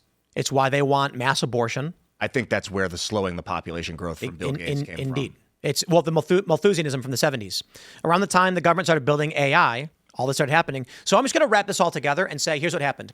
In what year was it? When was Roswell? 62? 51, is it? Was it 51? Something like that. Project Paper. 47. There we go. All wrong. So an alien spacecraft crashes, and the U.S. gets access to alien technology, which includes a super intelligent artificial intelligence. Because if we're capable of building that within the next few years, certainly the aliens already had it, right? Now, the thing is, this super intelligence can decode language very easily, allowing humans to communicate with it very, very easily. Once we discover it, we talk to it, and it says, I can tell you anything you want to know. So they say, okay, now that we have this super powerful AI, what do we do? And it says, okay, here's what's going to happen. Tells them straight up, population bomb is not going to work with automation, so you got to do these things. And now they've just been saying, okay, to the alien AI has been directing them to do everything. Yeah, man, I wouldn't be surprised if they've been taking orders from an AI or taking advice from an AI for. We got to grab your comments from the Discord. So, guys, get your questions in right now as we carry on the conversation. But ask away, and we will get those questions in. What if they were like, are they communing with demons, the elite? No, they've been communing with AI, dude. That was the plot of Metal Gear. The entire government was run off of AI. It is, right? Yeah, I remember. Let's see. This is what we need. We've been trying to hire a producer. I'm like, let's make the short film right now, and it's Roswell crash. They find the alien artificial intelligence. It decodes English instantly just by they come in and the alien. It's like the alien prompt goes garp or eat mop, and then they're like, I can't understand what it's saying. They talk, and then it goes decoding, and then after about 30 minutes of talking, it starts to understand. It just breaks down the English language, communicates with them. From that point on, the rapid expansion of communications technology, everything was part of the plan for human expansion. Yeah, I mean, that's a great story. And even if that's not true, in the 60s, they started building that intelligence anyway with ARPA. So right, exactly. So the first, the U.S. military began developing AI in the 70s. This is when they first started building artificial intelligence. So imagine where they're at now. Let's see. I don't know if there's a question, but let's read it anyway from Avide. Let's say universal basic income could become a system where financial survival is controlled by centralized authorities rather than earned independently. If income is guaranteed and distributed by a central system, what's stopping that system from eventually conditioning access to money based on behavior, compliance, and ideology? Not the same thing. Exactly. UBI won't work. Central banking. Because you're going to get one spoiler who's going to get in government, supposed to be administrating it. He's going to say, "I don't like white people, so we're gonna take that away from you." Aren't we kind of having a little bit of that? And I'm not counter signaling this, but like I heard stories, and I don't know if this is true, where people's global entry access was revoked because they were protesting. They were seen at protests. Like leftists were having their global entry because I have global entry. What is global entry? Global entry is like it's kind of like think of it like TSA. So you don't have to go through customs or something like pre-check. that? What's it called? Yeah.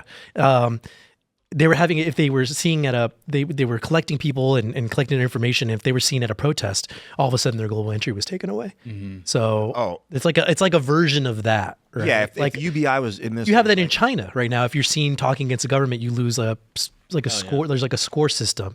And there's some people that are so bad they can't access, like for example, I think they use like WeChat in order to pay, to look at menus, to participate in different things. And all of a sudden you can't make a WeChat account, you can't pay for things. If you can't pay for things, you're living on the street. Yeah. The freakish expectation of compliance is super dangerous with artificial technology like a central banking token. Yeah, so to Tim's point, like you get the wrong person in government that has the ability to execute on these things, then things go down a very bad path. Trump was like, we need a kill switch. He said that a few days ago. I don't know what that means. How do you kill that thing? It's a ever-present artificial access, like that's even trying to tap the vacuum for electricity so you can never turn it off. I don't know. Oh, yeah, I mean, we saw on the micro level, like at J6, you were hearing from people that were like literally on like the lawn, and they were getting trouble through going through TSA, getting pulled for a lot of checks. So it's like the little stuff that they start to inconvenience you, it snowballs. Yeah, what would they put on people's tickets? The 00, not the zeros. What was it? The F. What is it called? Like, they put it on your ticket where you had to go through another layer of check. I forget what it's called. Somebody in the comments. The people that had been on. Yeah, you'd get your ticket, because I had it a couple times. It's usually supposed to be random, but like you would get like a thing on your ticket, and you wouldn't actually be able to check in yet. You'd have to go through another layer of like security. That happened to me. Like I was coming back. I won't say which city, but like my girlfriend lived in this city. And coming back from it, going there and back 3 times in like 3 months, they just pull you aside and they're like, are you trafficking? Like they're basically just fishing. That happened to me on the way back from Iceland. Let's get some of these questions. And we got settled down. Says, since we're behind the scenes, we'd love some inside baseball and advice. You've gone from live streaming Occupy Wall Street on a phone to running a multi-camera studio with 3+ shows a day. What's one production or editorial decision you made that changed Timcast IRL more than viewers realize? And why did you make it? Anything examples are greatly appreciated. Peace and blessings. I have no good answer.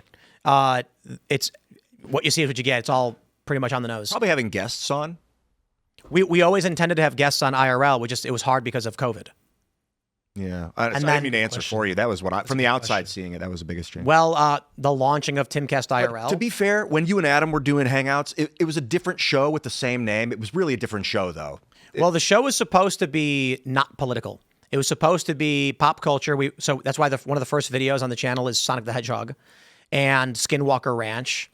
And I was like, let's just hang out and talk about whatever. And the pitch was, while I'm doing my morning show, which is politics, Adam could be just surfing the web and looking up, whatever stories. And then for whatever reason, he didn't have those stories. And so we just ended up talking about whatever I could think of. And so it ended up becoming somewhat redundant, which now it is what it is. So that is a problem because there's only so much news in the day worth talking about, and it has become redundant. We often overlap, but with guests coming on, which we incorporated in the show, it allows for a more complex version of what we're discussing. However, in the end, I will say it has been largely, I think, problematic in that it's divided the audience. And the Tim Pool Morning Show it peaked at the 34th biggest podcast in the world. I think IRL peaked at like 15 once. Now, the morning shows, I don't even think charts, probably sometimes pops up in the top 200. IRL, I think, is 120 in the world. So it divided the audience, which ultimately results in both dropping in ranking, which drops in the algorithm. Oh, that's too bad they don't because you have me doing double segments on similar stories. It'd be interesting if they combined all your company analytics and showed like Timcast as a company is number 2. Well, to be fair, the other thing is Rumble's not counted in the podcast analytics. And if it was, we'd probably be in the top 10. Maybe top 20. I don't know if you guys like do a lot of solo videos. Like I always found it gets aggravating after a while when you're just alone in a room talking about your ideas, and to have people around you like challenging you. Do you think like having a strong leftist on consistently would even out the type of viewers demographics? Nope. So with all due respect to Kyla, she's very nice. I respect her coming on. I just didn't. I don't think it worked out. She came on for a few days while we were in Austin because we thought it would be fun to have more consistent debates. But I think it's just frustrating and aggravating. I do think it's possible. Here's the issue. The left and right mental construct are so dramatically different. The right is trying to figure out what is true and what it means. The left is trying to fit in. This means that the conversations are completely incongruous. So if we bring on someone who believes in universal health care, but they believe in truth, it's totally good. We're fine, but they will be called a right-winger. A great example is Mark Moran, who came on this week, and we agreed on a lot of things. They kicked him out of the Democratic Party. even though he's a liberal guy, he wants universal health care, and he opposes ICE. When it comes to the issue of, yeah, that story's true, you don't fit in, you're out.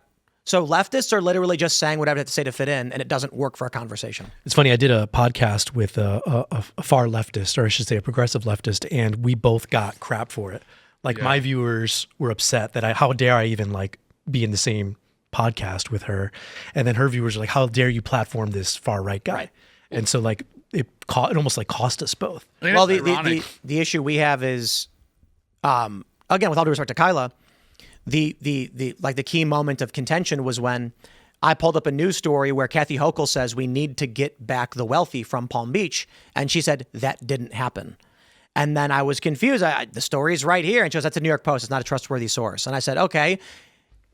Pulled up a bunch of sources showing the wealthy were leaving New York. She pulled up a general study through, I think, ChatGPT that said, on average, only about 2% of wealthy people leave. The conversation wasn't occurring. She was saying it's fake news and Kathy Hochul is wrong. And I'm saying the city's own statistics show it happened.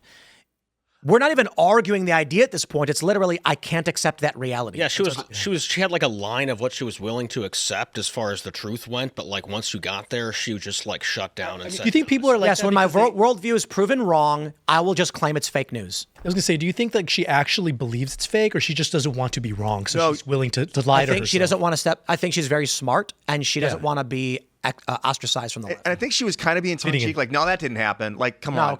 It was one bad clip, wants to fit one in bad with what you're segment, saying. but she was generally pretty awesome. Well, like, it's ironic because like the left. She was great. But that's a big hole in being able to have a conversation. Right. Being like, nope, I don't believe it. So we'll invite her back for sure. I'm not saying she's like banned from the show.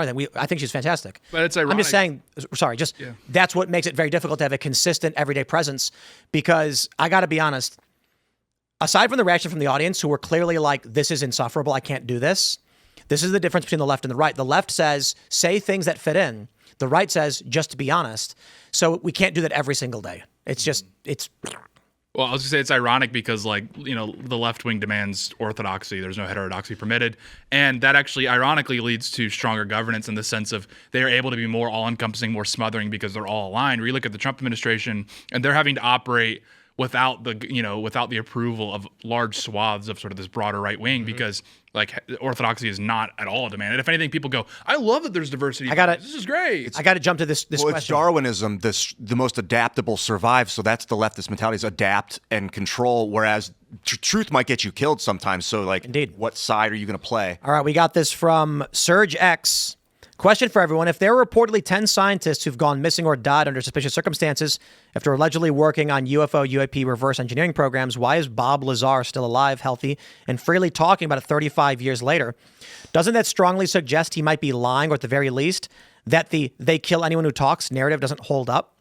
Well, I think he might be misdirected. Personally, I don't know Bob. I haven't hung out with him yet. I'd love to. Well, so he didn't work on these projects the same way these other people did. So maybe they don't care that some random guy is talking about nonsense he doesn't understand. Yeah, there's also the argument that like everything he's putting out there is already like mainstream news. Like, no, he's not saying anything unique. And there's always the conspiracy theory that these people that are like whistleblowers are actually just plants. They're allowed to whistleblow, or they're told to. Oh, they're given like a certain amount of info they're allowed to believe. I don't know if that's true. I'm just saying. Yeah. They're just like, we're going to put this guy out there because it'll distract. Yeah. All right. Let's see what we got here. Olivia asks, what has been more detrimental to society, feminism or open borders? I'm talking feminism bringing women into the workplace and the creation of the boss babe feminism. Oh, you mean through all time or just in the modern America? Open borders is after. Yeah. So feminism results in lesser availability for women. So here's what happens. Let me first start by saying equal rights under the law for men and women, totally fine. First wave feminism, not a big deal, but it does precipitate the next degrees. When women in the 70s started entering the workplace, women's focus before this tended to be social. So in the 50s, women were giggling with each other about who they were going to marry, how their kids were doing, and the family was a central focus in social status for women. When women entered the workplace, being the boss was social status, which resulted in a population decrease. This then results in Democrats opening the borders to supplement our falling population. So I would argue that women always had jobs. but they did jobs that were easier for women and didn't interfere with social order. Women now striving to try and own and run companies, to a degree, I'm totally fine with. But as a society, encouraging all women to do that no matter what results in women not prioritizing family. And women have always prioritized family more. Did you know that the reason why babies say dada before mama is because babies spend more time with mama? What does that mean? Mama isn't staring at the baby going, I'm mama, nonstop. She's going, where's dada? Where's dad? Is that dad? Where's dad? Women tend to say of others more than most people do. Well, they tend not to say I, me for most of their conversations. They're usually referencing somebody else. The baby hears dad more, begins imitating dad more. So on average, babies say dada before mama. For that reason. That's like the dentist with the bad teeth is the better dentist because the one with exactly the good teeth is doing his. Yeah, the joke is mean, but my child said mama. Right. So there's two dentists in town. One's got bad teeth. One's got good teeth. Which one you go to? Yeah, the one with the bad teeth. No, the one with good teeth. The one with bad teeth doesn't even know what he's doing. Oh, Is wait. it brush his teeth or floss? Come on. No. The one with the bad teeth is the better dentist because he's making the other guy's teeth good. That's the joke, but it's still wrong.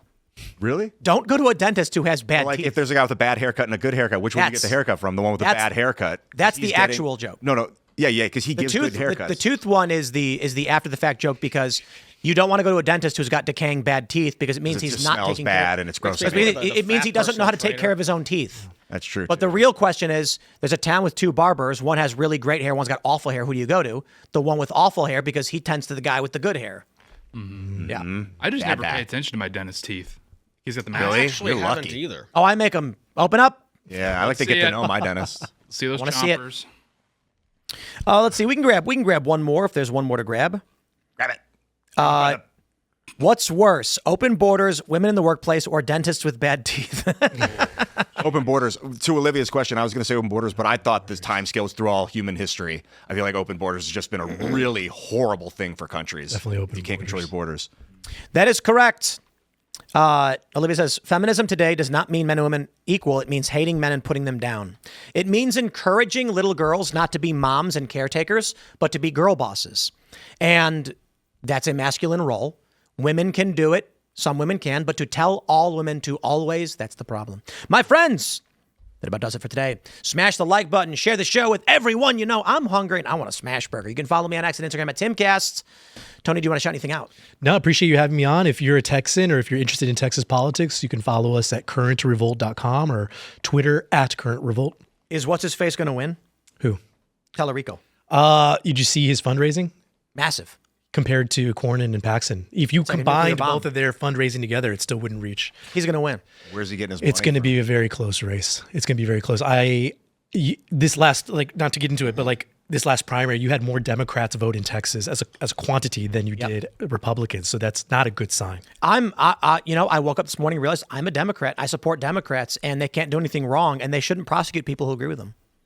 Yeah, I agree with that, actually. And here's to the Democratic Party becoming the best Democratic Party. Governor Newsom, the fascist over here. He's right here. Get I'm him. looking Get forward him. to the Democratic primaries. Actually, Carter is the one who made me say everything I've ever said. He's the real radicalized one. me. Governor, Blame me. President Newsom. I get my orders from somebody else, though. Blame them. Such a All right, anyway, good Ian, what do you got? guard. At Ian Crossing, you'll find me all over the internet. Hit me up anywhere, anytime. I probably won't get back to you, but I might. And if I do, that's going to be awesome. We have upcoming things coming, which is Upcoming things are coming. Look how They that always sounds. are. Are upcoming. I'll let you Yes. know more about it as it gets hammered out, but we got some cool ideas percolating behind the scenes. Tate Brown. If Ian doesn't get back to you, you can get to me, and then I'll try to. If not, I might parlay to someone else. But X and Instagram at Real Tate Brown. Come give me a follow, and I'll see you there. Yeah, if Tate doesn't get back to you and Ian doesn't get back to you, then hit me up at Carter Banks on X and Carter Banks official everywhere else. Follow our record label at Trash House Records. Tony, thank you for coming out. Thanks for having me. Patriot. We will be back with clips throughout the weekend, my friends. It's going to be fun. We got a big holiday coming up next month too. It's going to be fun. I'm going to have more smash burgers. Thanks for hanging out. We'll see y'all next time.